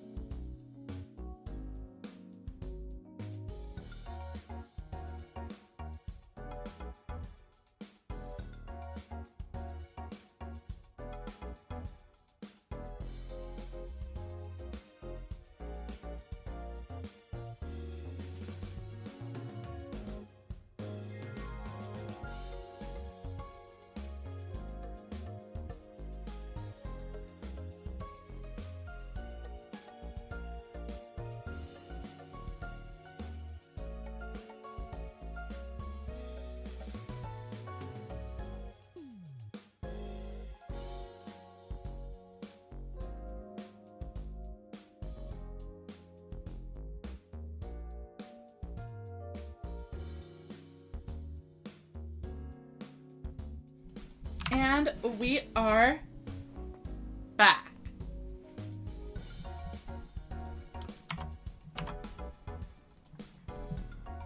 Bismuth and Sora, I believe, have just started the finals.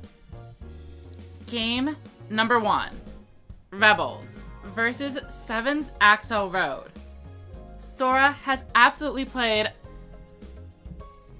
this matchup at least 100 times during the Goha Rush Festival. Will matchup knowledge carry them to a win?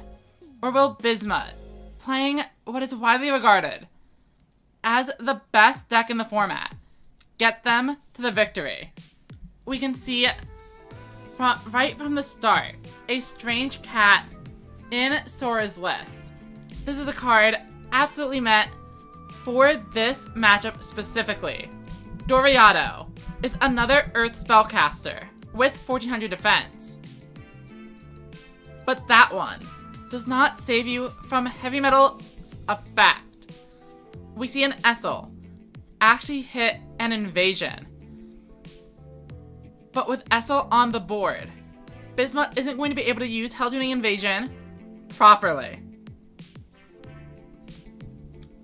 And that means, despite the high roll, Bismuth is not going to get in for a ton of damage here. Though a second Strange Cat does mean 2300 is on the table. However, I would kind of expect them to hit the Windweaver, unless they want to get really aggressive. You could make an argument for just about any of these monsters. Mage also does debuff the invasion, but it's not like Bismuth is running cards such as the Barrier, so the debuff shouldn't matter that much. They do choose to clear out the Torna. Mage milling a Magician. Probably not what you want to see. Here comes a Witch. And do they have a second Magician in hand?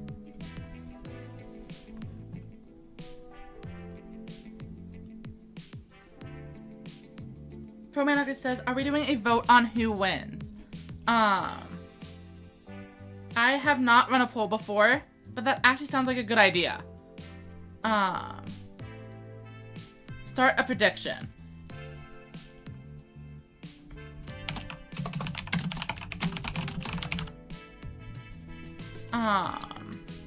Bismuth or Sora. Submission period is gonna be 2 minutes. Start prediction. Oh wait, why is it playing more ads? Didn't I already run them?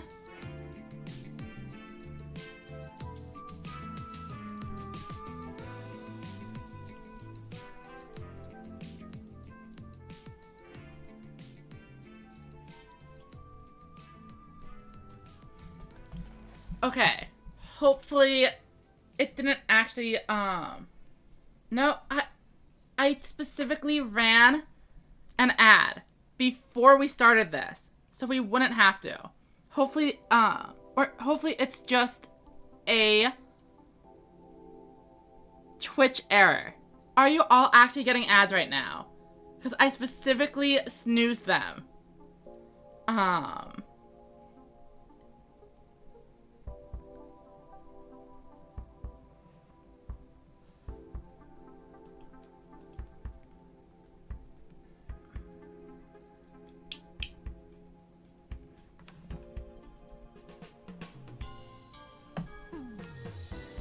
Anyway, I can't control what Twitch is doing. What I can do is commentate on this match. Shadowbuyer going up to level 8, allowing it to attack, but obviously not going to actually do so. We see a bunch of monsters capable of losing to an invasion here. An invasion does indeed come on down for a big swing in damage.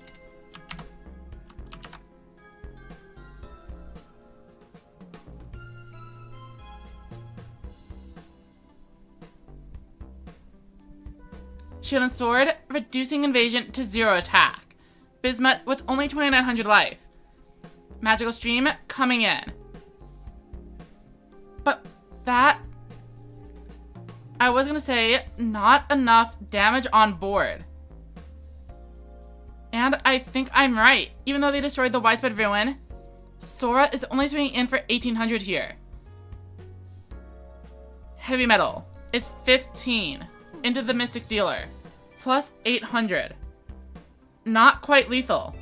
A Shadowbuyer could do it though.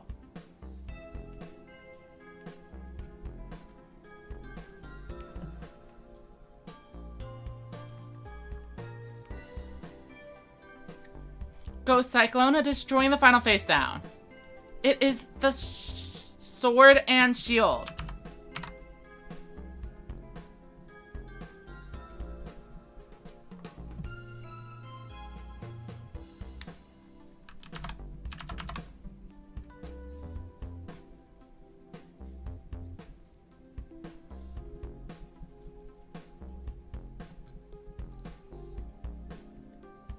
But do they have lethal? They need a Shadow Buyer? Or do they? If they just play cards normally and summon in a bunch of stuff like Nessus the Star Knight, would that get them there? I don't think so. I think they need a boss monster.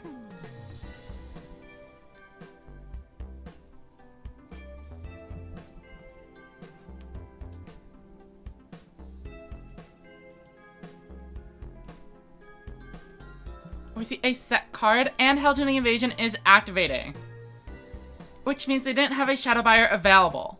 They need to use the skill to get to level 5. So whatever they summon next is going to be the only one. It's Invasion, swinging in for 2,300. Down to 700 life. Can Bismuth claim this game, or will Sora finish the job? Strange Cat in attack mode, but they aren't swinging in. Light Sorcerer Sanctity, down to 2,000. A Witch and Magician would finish this. Fire Golem. Fire Golem isn't going to be able to use the effect, but it is another monster. 7's Road Magician. We already know 1,200 from the Light Sorcerer Sanctity. 7's Road Magician at 39. That's 19 and 12. Sora gets game number 1. One more game, and 7's Axel Road will be the champion of this event. Let's go ahead and spectate game number 2.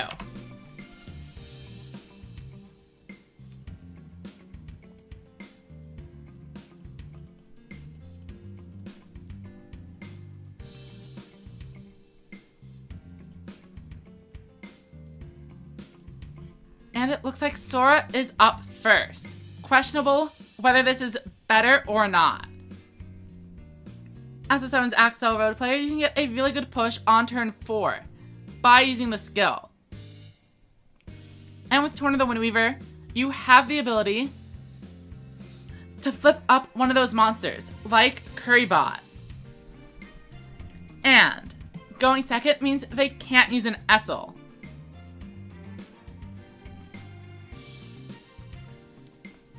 But it looks like Bismuth is looking for a high-level monster. If Sora manages to actually just fend off the damage this turn, the momentum shifts in their favor, despite a turn 2 Essel. Sora is in an okay spot. It would have been even better if they had a cat face down to give them an extra card to work with here. But we already see Magician's Valkyria coming in, and that, coupled with a 600 debuff, is going to be a pretty sizable swing. All we're looking for is a monster in the 3rd slot. I was going to say a Torna, but Witch getting a boost. And if that thing activates its effect, 7 Sorcery brings in 7's Road Magician, and we have 5 cards in the graveyard of 4 different attributes. 2,600 damage. 1,800 damage. Bismuth is down to their last legs. And Sora is still at 5,700. We see a dig for a boss. Bismuth did not have anything turn 1. If they don't draw a boss monster right here, this game is incredibly over. And even if they do find one, a single shield and sword, or any level 6 monster would do it. Bismuth is going down. Cobalt Kobolds, number 1 and 2. Attack.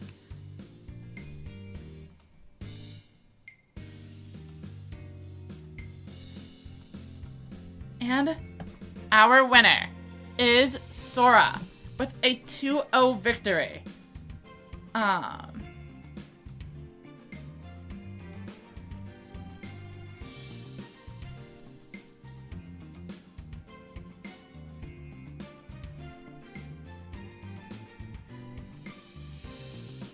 Welcome, Sora, to the chat. Congratulations on that tournament run. That was a lot of 2-0s.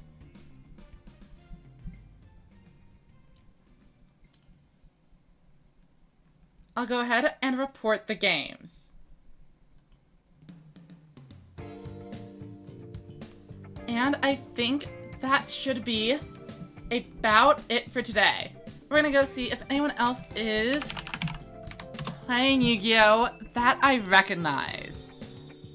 Oh, Quantum and Icy are both playing, but those are both speed. Are there any Rush duelists around? Not in English.